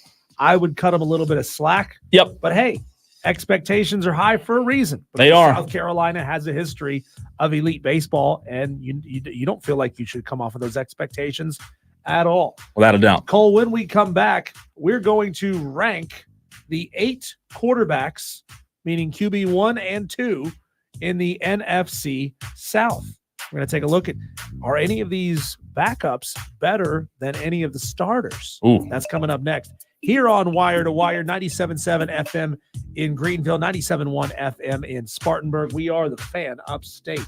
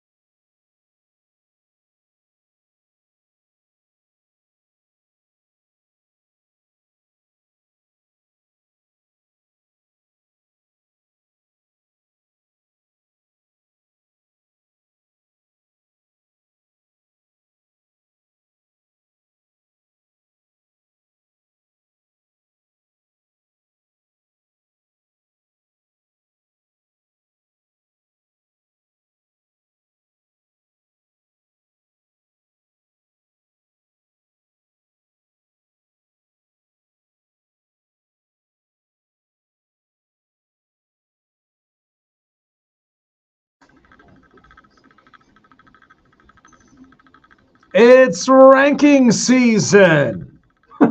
Because, well, all meaningful sports are done.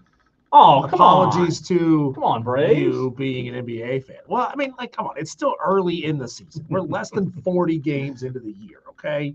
This is not really meaningful baseball. Don't tell me that. At the moment. But you know, it's what we do in the off season of football. We have to create things to talk about when it comes to football. We know that you guys are football first, baseball second, NASCAR third, probably golf fourth, NBA fifth at best. So Cole, I wanted to look at the division, the NFC South division, and I wanted to rank QBs 1 and 2 from the 4 teams. That's 8 quarterbacks total.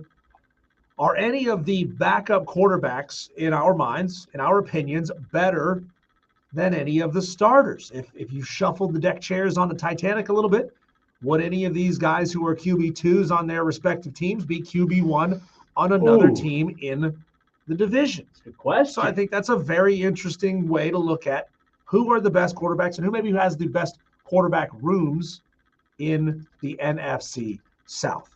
So Cole, I'm going to let you go first. I want you to tell me right now. I'm not talking about historically. I'm talking about right now, going into the 2024 season. Who do you think are the best quarterbacks ranked in the NFC South? 1 to 8.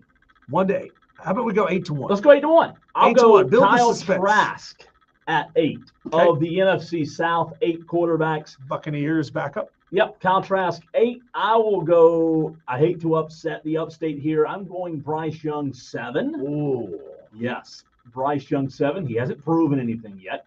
Taysom Hill 6. Derek Carr 5. I don't love Derek Carr. I really hope Rattler gets the job. You've been hating on Derek Carr all week. I have. I'm not a big Derek Carr guy. I'm really not. I would love to see Rattler get that job ASAP. Did he hit on your girl or something? Like, no, what happened not, with you and Derek Carr? I don't know. Just not a big fan. I'll go Andy Dalton 4. Okay. Michael Penix Jr. At the 3rd spot. Michael Penix 3rd. And here's the final 2 in the NFC South. I have Baker Mayfield 2 and Kirk Cousins 1 as the best quarterback in the South. So you got Michael Penix Jr. as the 3rd best quarterback in the South as an unproven rookie. Absolutely. As an unproven rookie. And now we might have been able to put Spencer Rattler on this list, but presumably he will be QB3 on the roster until maybe something happens in camp. And he could probably, and I assume he will overtake Taysom Hill. But as of right now, Taysom Hill is on the roster. He's been there longer, so we're going to go with Taysom Hill. I've got Taysom Hill as my 8th because I just don't know much about the guy. We never see him play. So Taysom Hill is 8th on my list. I've got Kyle Trask of the Buccaneers as number 7. Michael Penix Jr. is number 6 because he's unproven at this level. I think he can rapidly move up, and that is my wild card. I could see Michael Penix jumping up as far as 3 on this list by the end of the season. But I've got Bryce Young at 5 because I've seen flashes from Bryce Young that show me when he actually has some protection, he's a solid quarterback. But that means I've got Andy Dalton as 4. Wow. I think Andy Dalton right now, is a better quarterback and would give them a better chance to win. It's not what they're going to do. Even though I banged the drum for that all season last year. Shut him down, shut down Bryce Young, let Andy play. Because if he gets hurt, it doesn't matter. I've got Derek Carr 3 because he's getting better and better year in and year out. He's not great, but he's getting better year in and year out. I've got Kirk Cousins 2, and Baker Mayfield as the best quarterback in the NFC South division. But I think there are 3 distinct tiers here. Okay, I know you love doing tiers. Yeah, I do. I've got Baker and Kirk in tier 1. I've got Derek, Andy, and Bryce in tier 2. I've got Penix, Trask, and Hill in tier 3. I got to move Bryce down to 3. That's my only issue.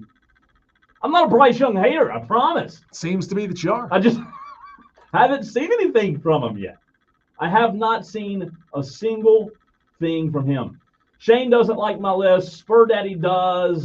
He says, who's the best quarterback in the South? And Madcraft says Kirk Cousins, LOL. It's a good conversation, though.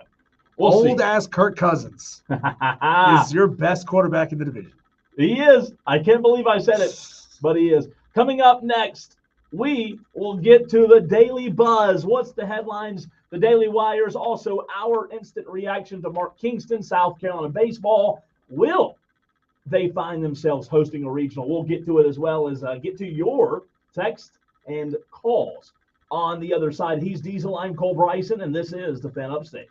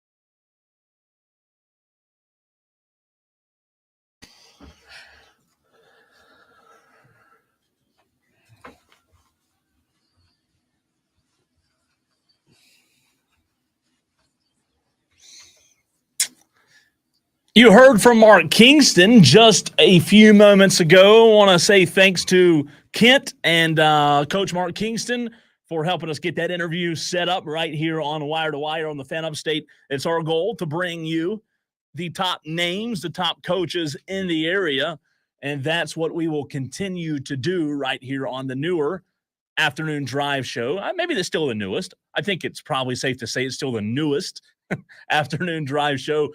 He's Diesel. I'm Cole Bryson. Want to get to the Daily Buzz, the Daily Wires. I love that sound effect. Every single day we have a list of Daily Wires. You may call them headlines. We call them the Daily Wires. What's going on that you need to know about, as well as our reaction to the Mark Kingston interview. We asked the question, Diesel, if, you asked it. Here's where you are last year. Here's where you are this year.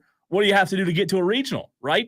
And I love the answers he gave us. I thought that he was very honest, and especially when talking about getting better with guys in scoring position. He knew that was a weakness that, they're going to get better at. And they just had a huge win. I think you have to give him credit. Yeah, and he talked about the way that it really affects the pitching staff. And when you can win a game like that 10-0, the way they won game 3 against Kentucky, and it just shows when both sides of the team, both pitching and offense, are playing at a very high level, it just does nothing but build confidence in both sides to know, like, hey, we can pitch elite, and our bats can get us 10 runs. Yeah.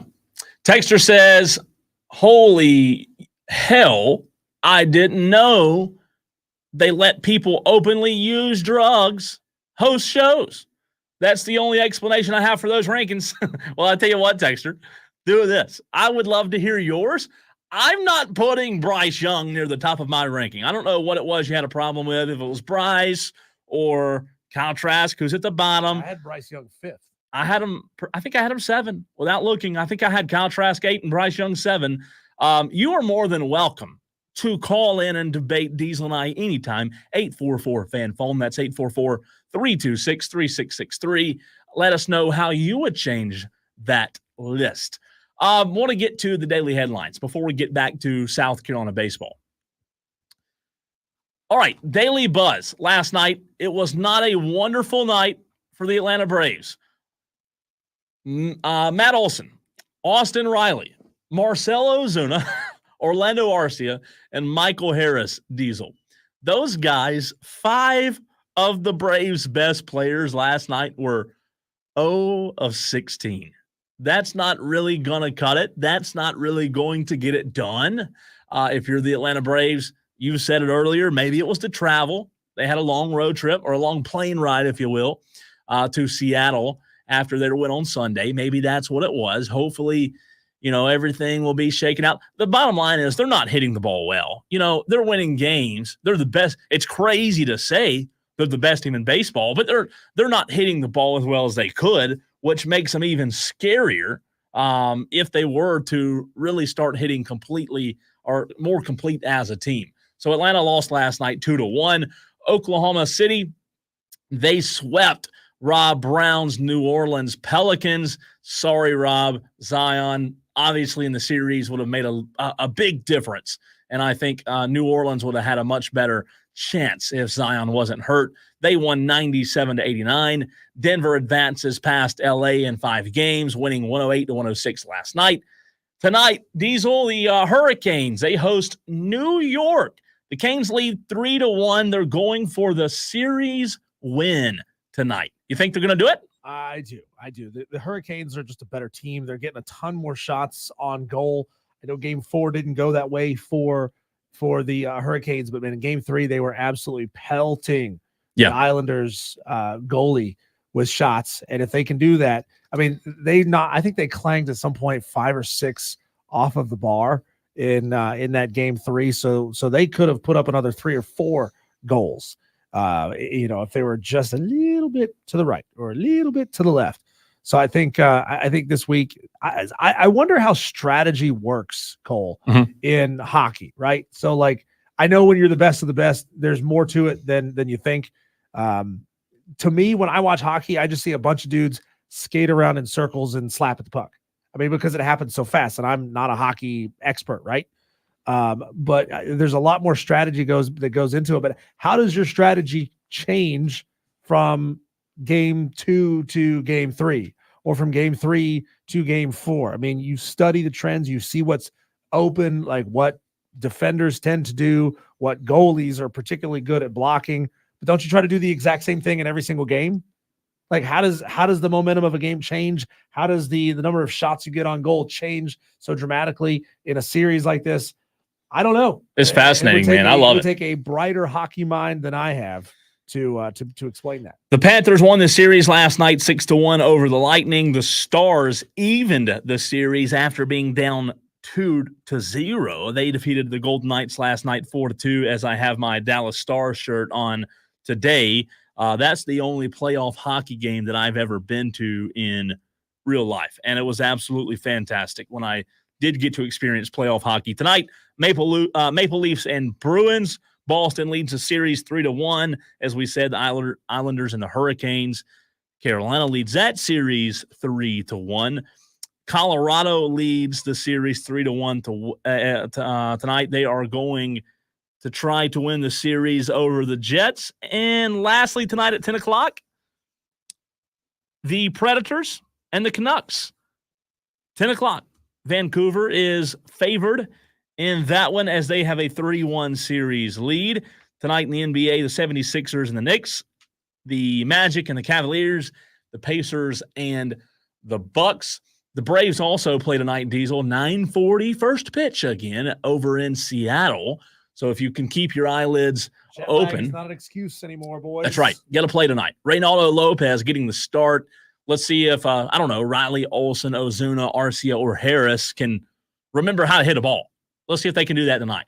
And maybe the Braves can get back on track. We talked about it earlier, Diesel. We had some text in on the program. Local Division II school, North Greenville, right here in our backyard, announces their mascot change last night, as they are no longer the Crusaders. They are now the North Greenville Trailblazers. What's hairy about this, as we discussed in hour number 1, there's 2 different definitions of Crusaders, right? What's hairy about it is the logo, because it's a fox. Good one. That's a good one, Diesel. I see what you did there. What does a fox have to do with being a trailblazer? I don't get it. Same thing like what does elephant have to do with being Crimson Tide, right? Yeah. Why is the Western Kentucky Hilltopper mascot? Why do they have 2 different mascots? Why do they have the big red blob and then they have the hand waving a terrible towel? Why do they have that? It doesn't make any sense. Auburn? Well, yeah, they got 2 mascots. War Eagle, Tiger. They don't know who they are. They're in an identity crisis down there on the plains. The bottom line is, on North Greenville, obviously I did go there, so I'll say this. There are 2 definitions of a Crusader, and those 2 definitions are polar opposites. One's a good definition. One definition of a Crusader is someone who leads a political or religious change, very similar to crusades that evangelists and preachers did and still do. The other one is someone who fought in the Crusades, which was a dark time, right, that we don't want to talk about. And so see, that's what I thought. When I thought Crusaders, I thought of the first definition. Sure. Like those who are on a mission to spread the gospel. That's right. what I always thought Crusaders was. And with them being a Christian school, most would think that. Right. However, we live in cancel culture. How much pressure were they getting to change the mascot, though? It's a good question. It's a good question. Do we really think that a small school in Tigerville was getting that much pressure to change their mascot? You know what? You wouldn't think, would you? But evidently they were getting some. I don't know. I was told, I've been told several things regarding the pressure of them to change. Again, I don't love the fox. Trailblazers. It looks like Tails from Sonic. It does, don't it? It really does. It really does.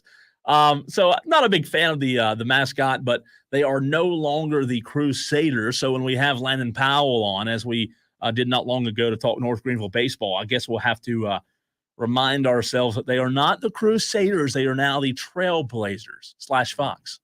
Is Fox plural? How do you say Fox plural? Foxes. Foxes? Is that right? Or is it Fox? If you were in a restaurant, Cole, and you saw about 5 or 6 hotties standing around, would you say, look at that group of fox? No. Foxes. It sounds weird, though. like if you saw 5 or 6 big girls, you'd say, look at those moose. But you don't say, look at those fox. It's Diesel, foxes. you are terrible. What? You are terrible. Oh, the brunette in the back has horns. Last Daily Wire, local high school baseball, softball, spring sports, soccer. Their playoffs began last night and tonight, so good luck to them. Go win that thing. Bring home the state championship. Good luck to all of our local programs. Diesel, we asked Mark Kingston, what do you need to do to get better? Obviously, you're playing a tough schedule. We know that. The SEC's brutal. He answered, and I'll play that audio for you in a second on how they need to get better. But to your question, which I thought his answer was interesting, right? Here's where you were last year. Here's where you are this year. Right now, they're 11-10. Is that right in conference? Correct. And it took 16, and let me go back and find my notes here. It took, I think it was 16-14 in conference play in 2022 to host. Well, you know what? The bottom line is, listen to this, Diesel. South Carolina fans, as much as they dislike Mark Kingston, if he goes and gets hot, which it looks like he is, they just beat Kentucky 2 of 3, right? Took 2 of 3 from Kentucky. If they continue trending up, let's say they host a regional, win a few games, get out. You going to complain about your coach getting you to the supers? Yeah, this team, man, is a team of streaks, and baseball always has been, right? It has. It's a team of streaks. I mean, we looked multiple times throughout this season, Cole, and we said, things are kind of falling off. What's going on with South Carolina baseball? And then they'll go on a run. Yeah. And they'll look really, really good. I mean, they get up to number 15, and then they fall all the way out of the top 25. And now they get up to around where they ranked at the moment, D1 baseball? 15. 15? Yep. There you go. I mean, they're a team that, will go on a streak and win a bunch of ball games. And then they're a team that will lose multiple in a row. I mean, taking, 2 losses in a row to Clemson early in the season. You got which didn't really hurt their APR much or their rankings much. Losing 2 out of 3 on the road at Ole Miss certainly didn't help them. They lost 2 in a row to Alabama. They went on a losing streak there, losing to Georgia Southern, and then lost 2 in a row to Texas A&M. So they've gone on streaks where they haven't performed very well, but then they always back that up. Well, another nice stretch. What did Chris Phillips tell us at Ingles when you and I were on location? We had Chris Phillips of SEC Unfiltered on, and I remember this answer. He said, we're talking about Mark Kingston and South Carolina baseball. Chris Phillips' words were, and I'm paraphrasing, Diesel, Mark Kingston, for as much hate as he does get, always finds a way every year to do enough, right? To do enough. And what is he doing right now? Enough. Yeah. They have Missouri left. So if they're 11 wins now, they have Missouri 3 games, Georgia 3 games, and Tennessee 3 games. Tennessee's one of the best teams in the country. That'll be tough. Last series of the season. That's 9 games in conference, Diesel, they have left. Let's say you want to be able to take 2 of 3 at Missouri. If you can do that, you set yourself up really nicely because it's going to be tough to win the series against Tennessee. And Georgia's going to be tough. Georgia's going to be tough, man. Let's say they get 4 of the next 9. That'll put them at what, 15 and 16? I believe I did that math right. They're 11 now. They're 11-10 now? Yep, 11-10. You said if they took 4 of the next 9, they'd be at 15 wins. Yeah, that'd be 15-15. 15-15. Would that be enough? Would that be enough to get them into I think that's plenty to get them into a regional. That's not going to get them a host. They're on the bubble. They're definitely on the bubble. They need to take more than 4.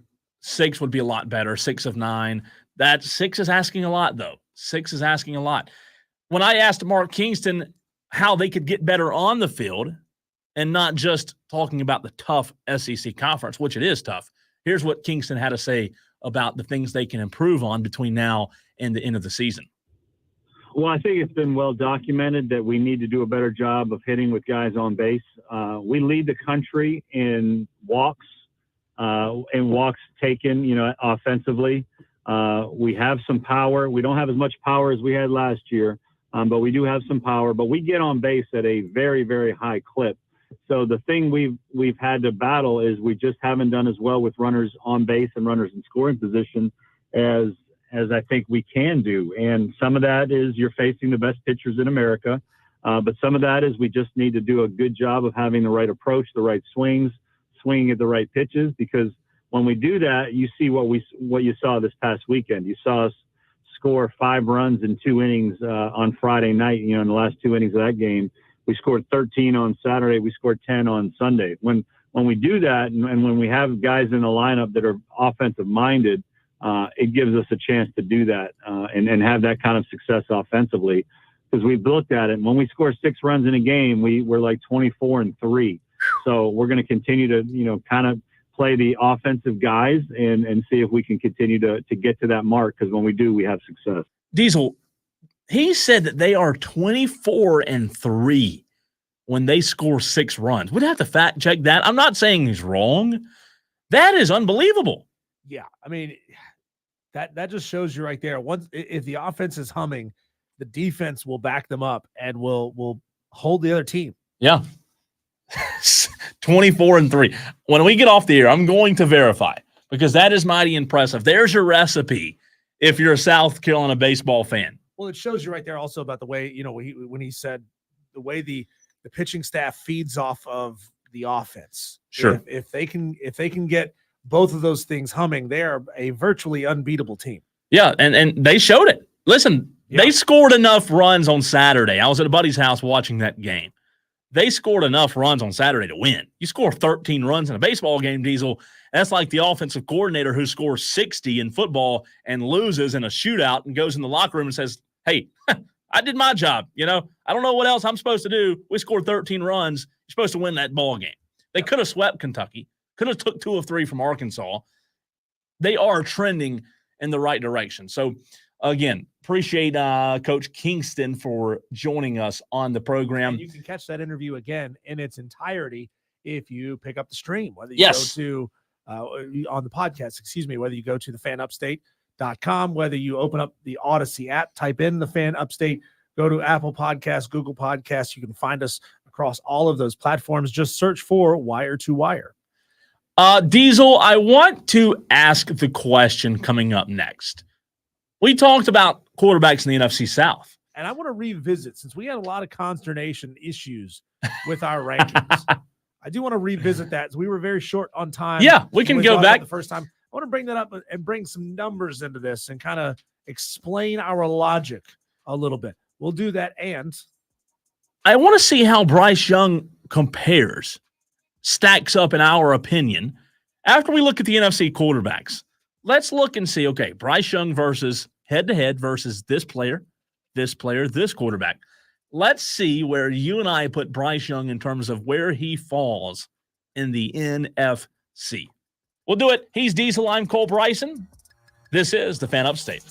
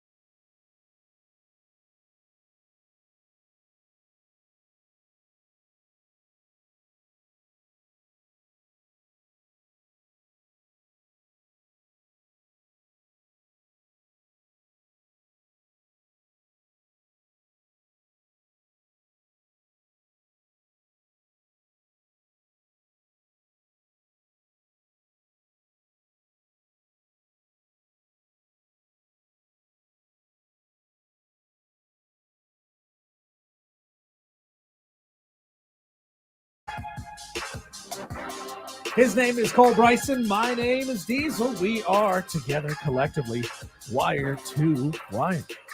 If you've ever seen it written out, it's the number 2 because there are 2 of us. That's how we do things here. We've had a lot of good feedback, especially today. Appreciate everyone and their kind words. We really do. Comments on your most hated player from your favorite team. Everybody's got one. You know, everybody's got that player that even though they were on your team, you're like, that dude's kind of a bad dude. Can't stand him. Don't really like this guy. Yep. A lot of people said Marcelo Zuna from the Atlanta Braves because, he's had his legal issues. Sure.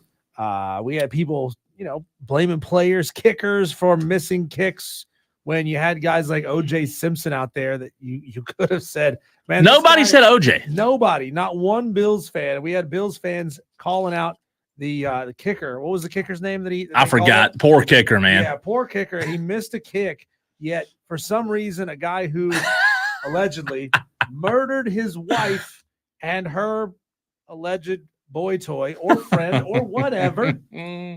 You're like, nah, that's not so bad.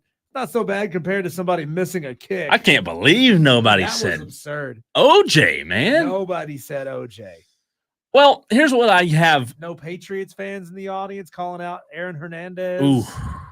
I mean, he embarrassed the franchise. He did. Diesel, I've gotten a little bit of pushback on my Bryce Young rankings, analysis. The way I look at it's very simple. Bryce Young hasn't done anything yet for me to say, oh, he needs to be in this list or this tier. Frankly, I hope I'm wrong. I hope Bryce Young goes out and proves himself and becomes a franchise quarterback. But the bottom line is right now he's not. He didn't show us enough last year.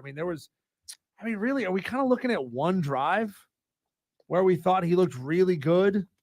Took him down to win a game. I went to there were games multiple plural in a row where he couldn't get it in the end zone. I went to 4 games last year, not because I paid. I have a very nice hookup with Panthers games, and the 4 games I watched in person, I wasn't impressed. So I wanted to do this before we get to the NFC. Before we get back to the NFC South quarterback list.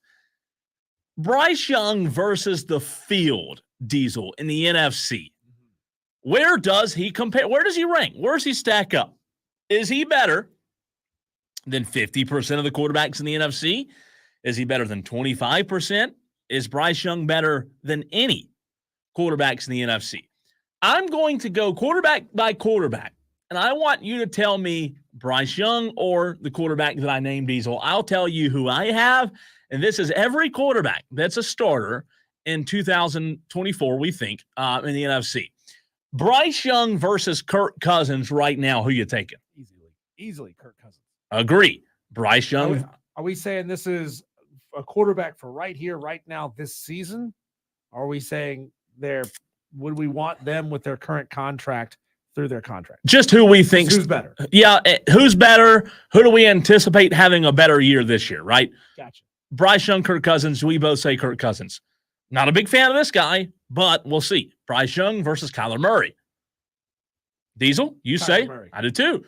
Bryce Young. Not much, though, because Kyler scares me. I agree. Yeah. I agree. It's not by much. Bryce Young versus Caleb Williams. Ooh. I'm going to say Caleb. He's more talented across the board than Bryce Young is. I don't have a whole lot of faith in Caleb Williams because, I have my issues with the way he conducts himself. But right now, I'd take Caleb. Bryce versus Dak. Oh, by the way, I agree. I'm taking Caleb. Bryce versus Dak. Dak. I agree. Bryce versus Goff. Jared Goff. Jordan Love. Stafford. Matt Stafford. J.J. McCarthy. Maybe here's a little bit of probably Bryce on that one. Okay, see, I'd go JJ on that one. And I know I hadn't seen JJ in the NFL yet, but I'm still going JJ. Derek Carr, I'm going Bryce Young. Really? You said it earlier. I'm not a fan. I'm not a Derek Carr guy. I'm going Bryce Young. You're not a Carr guy. I'm not a car guy. I'm a truck guy. I always have been. Bryce Young, I drive a car right now. Bryce Young versus Daniel Jones. Bryce Young. Daniel Jones has had good seasons, but not a good career. I'm also, can't believe I'm saying this, I would take Bryce Young. I really would. I'm not a Daniel Jones believer. I'm not.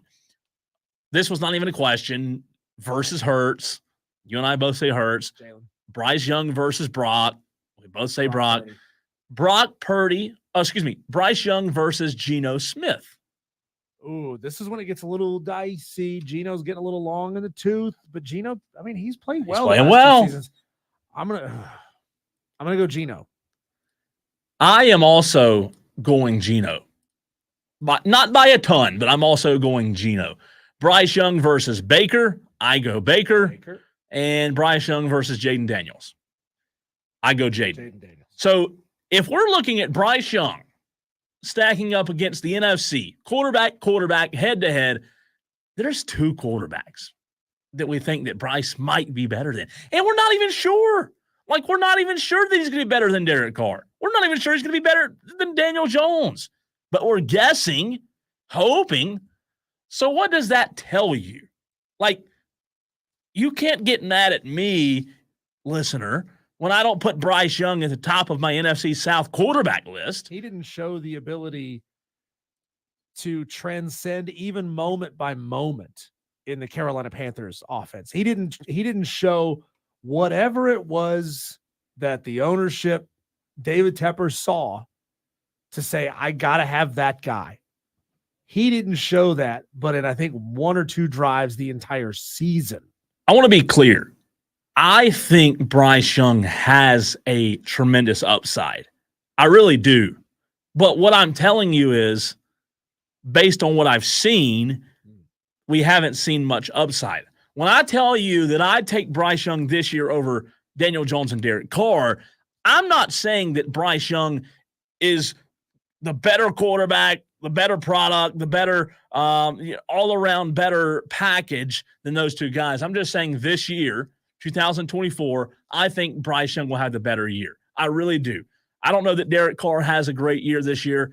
I don't know that Daniel Jones has a great year. He lost Saquon Barkley, lost a little bit in the running game. We'll see. The jury's still out. The jury is still out. It's been out on Daniel Jones. He received a massive contract, and he didn't deserve it. Derek Carr, there's never been a big Derek Carr fan.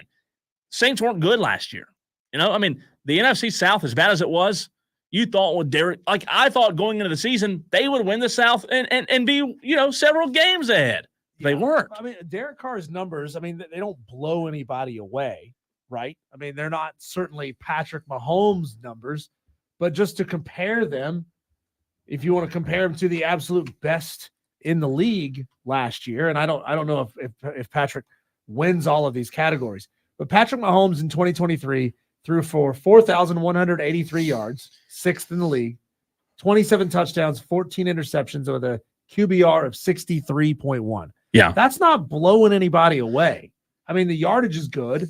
Touchdowns are good. He threw a lot of picks, and his QBR wasn't fantastic. He didn't. When you compare that to Derek Carr, 3,800 yards, almost 3,900 yards. So they are 200 yards apart as far as yards, 27 to 25 touchdowns.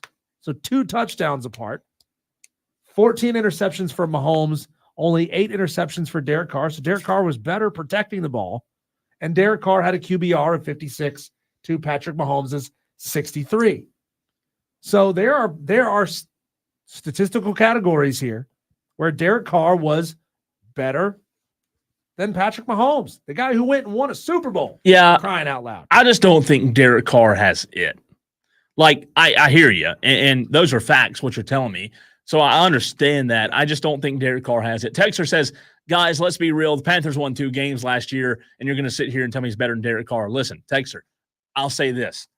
I'm saying in 2024, who do I think is going to have a better year? Yeah. I think Bryce Young will have a better year. I think with the addition of Jonathan Brooks and Xavier Leggett, however you say it, I think Young will have a better year. I think right now, Texter, whoever said that, let me ask you this. Who has more upside, Bryce Young or Derek Carr? Let's be real. Derek Carr's had a better career. We all know that. Yeah. But Bryce Young has better upside. Derek Carr's on his way down. Bryce Young is on his way up.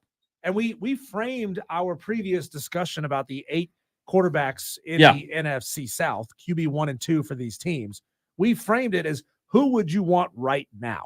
Sure. Right? Who would you want to be your quarterback game 1 of the 2024 season?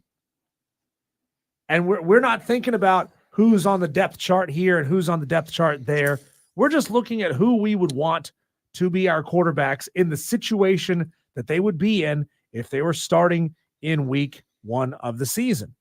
And I don't know, this texter thinks we make a lot of money in radio, texter, but we can't afford that kind of drugs. So we're not on drugs. I can assure you of that.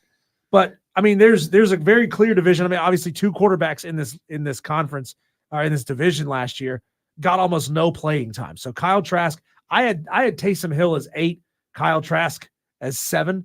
Neither of these guys got a whole lot of playing time. I mean, Taysom Hill got a little. He threw 83 yards, threw for 83 yards and a touchdown last year. Kyle Trask had 0 yards, 0 touchdowns, 0 interceptions, a 1.2 QBR. I mean, really, are we splitting hairs? Neither of these guys got a whole lot of time. They both are below average. Yeah, and I clearly put Michael Penix Jr. better than them. I put Michael Penix Jr. as 6 because, well, we just don't know anything about him at this point. He has not shown us anything at the NFL level. He was phenomenal in 2023 in Washington. Almost 5,000 yards, 36 touchdowns. He was phenomenal at Washington. But he hasn't shown us that in the NFL. And I'm sorry, I need to see results. I don't go off of just blind optimism like some of you do. I've got Bryce Young as 5, Andy Dalton 4, Derek Carr 3. Because Andy Dalton in the Carolina Panthers offense last year, when he was given his 1 game to go out there and show it, he looked pretty good. Yeah, he did. He looked poised. He looked like a guy who had been there before. He looked like a guy who knows how to play with a team that has a garbage offensive line. Bryce Young didn't know how to do that. All Bryce Young knows how to do is play behind one of the best offensive lines around. And I think there's something to be said, though, like with Bryce last year having to go through that gauntlet, the terrible season that he faced, terrible, to below average offensive line. I could be dead wrong. I just don't see any way, Diesel, Bryce Young is worse in 2024. I think he will be better. Is he going to be C.J. Stroud? I don't ever think so. Will he be better than he was last year? I do think so. Bryce Young had to, because of a situation and where he was, not because of, it wasn't all on him, but Bryce Young had to do a lot of growing up last year. And you know what? In football and in sports, sometimes the growing up doesn't always translate to instant results. It doesn't always translate to wins. I do think with a full offseason in the same system, an offensive-minded head coach in Canales, I think Young will be better. I want him to be better. I'm just saying he hasn't done anything yet. That's all I'm saying. And in my mind, Bryce Young clearly has the ability, because he will get the playing time, obviously. He will jump Andy Dalton this year if we were doing this list a year from now, looking into next season. You would hope he would, right? God, I hope he does. But you and I have Baker Mayfield and Kirk Cousins 1 and 2. I've got Baker 1, Kirk 2. You have Kirk 1 and Baker 2. I do. I mean, Baker's a little more reckless with the football. I think he had a good year last year. Baker did. Yeah, he did. He had a really good season last year, and I'm banking on his ability. Maybe he's figured something out, but then again, he doesn't have Dave Canales anymore. Yeah. He lost the guy that turned him around. That's true. And listen, I think Baker finally found a home, per se, in Tampa. And to your point, we'll see what he does this year without Dave, and we'll see if Dave can continue his trend with Bryce. It'd be great, right? We don't care about Baker. We have no dog in the fight with Baker. We have no love lost with Baker. We want to see Bryce improve. And I think that with Canales and their effort to put some weapons around him, I think you will. I'm excited. I think Baker proved, especially when he went to L.A. and had about 30 minutes on the flight to look over the playbook and went out and won a football game. I think right there it just shows that Baker Mayfield in the right situation, when he gets out from underneath the rain cloud that is the Cleveland Browns and gets out from underneath the rain cloud that is the Carolina Panthers, he has the ability to thrive. And we can see the Baker Mayfield that we all thought we were going to see in the NFL. Now, again, can he do it without Dave Canales? Can he do it with another new regime? I don't know, but I would trust him coming off of a great 2023 season more than I trust a very old Kirk Cousins, more than I trust a very old Derek Carr. Sure. And way more than I trust Bryce Young. Before we get to the break, there was a little bit of breaking news reported from Wes Mitchell of Gamecock Central, who we have on the program, friend of the show, a great source for Gamecock information. Florida State transfer portal wide receiver commits to South Carolina today. His name is Vandravius Jacobs. He has committed to South Carolina to give them a little bit more depth in the receiver room. Not the best receiver in the world. He caught a total of 3 passes for 60 yards and a touchdown last season, and was still able to maintain his redshirt status, which is a good thing for South Carolina.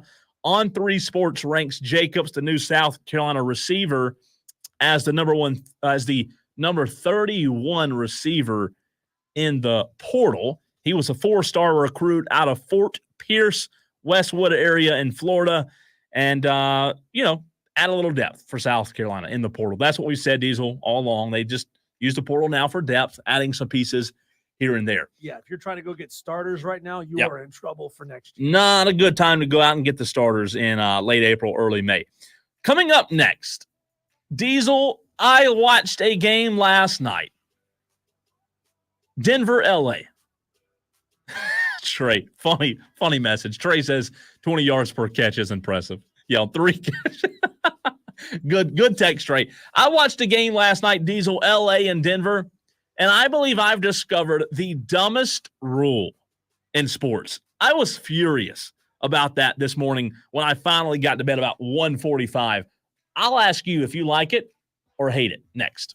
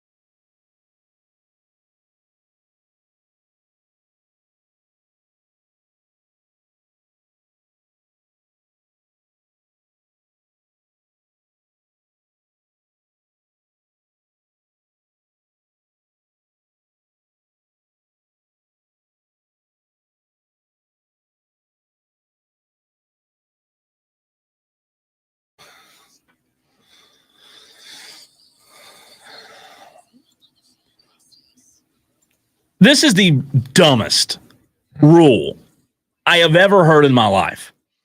Diesel, please help me understand this. Please talk a little sense into me, because as I watched the Lakers-Nuggets game last night that didn't end until 1 o'clock in the morning, in the very ending of the game, Diesel, this is how the game ended. The Lakers, with about a minute and a half to go, challenged a call, okay? They have one timeout in their pocket, the Lakers do. It's like a tie game. They challenge the call. They have one timeout. In other sports that I watch and cover and follow, if you have a timeout and you take the challenge, if you were to lose the challenge, you lose your timeout, right? You don't have a timeout left. You lost the challenge, your timeout's gone. However, Diesel, what happens if you win the challenge? Everybody knows this. If you win you have one timeout, you win the challenge, you keep your timeout. Sure. In the NBA, last night, the LA Lakers, with one timeout to go, challenged a call, won the challenge, and lost their timeout. How does that make any sense? No, that's dumb. That's really, really. So guess what? punitive. They inbound the ball with 4 seconds to go on the baseline, have to go full court, down 2, and they can't call a timeout. What sense does that make? Is this rule the same in college, or is this a No, pro-only rule? pro only. Oh, come on. We got to stop with this. How We gotta ridiculous. stop. That's a stupid rule, because then even if you know you're right, it may preclude you from. What if you have no timeouts, but you need to challenge a call? You're not challenged. You know for sure, beyond a shadow of a doubt that you are right. So you throw the challenge flag. Well, you can't challenge unless you have a timeout. They should change that rule. You should still be able to challenge with no timeouts. Yeah. But if you're wrong, you get charged a technical foul. You could. Here's the deal. My Diesel, if the referee makes the mistake, why am I being punished by losing a timeout? Yeah, that's not a good rule. That is bogus. So then that forces coaches then to keep at least 2 timeouts in their hip pocket. Dumb. Down the stretch in case they need. That's awful. Dumb. That is not a good rule. Darvin Ham he's on TV right now. They're talking about him on the major networks. Darvin Ham did not coach well last night. Time management, timeouts, challenges, not good last night for Darvin Ham. But still, that makes no sense to me.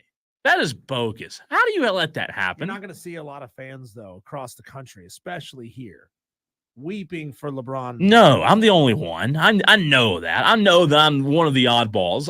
I believe that there are 1 or 2 other people out there who like LeBron like I do, but that's a stupid rule that at the expense of the referees or the officials' mistake.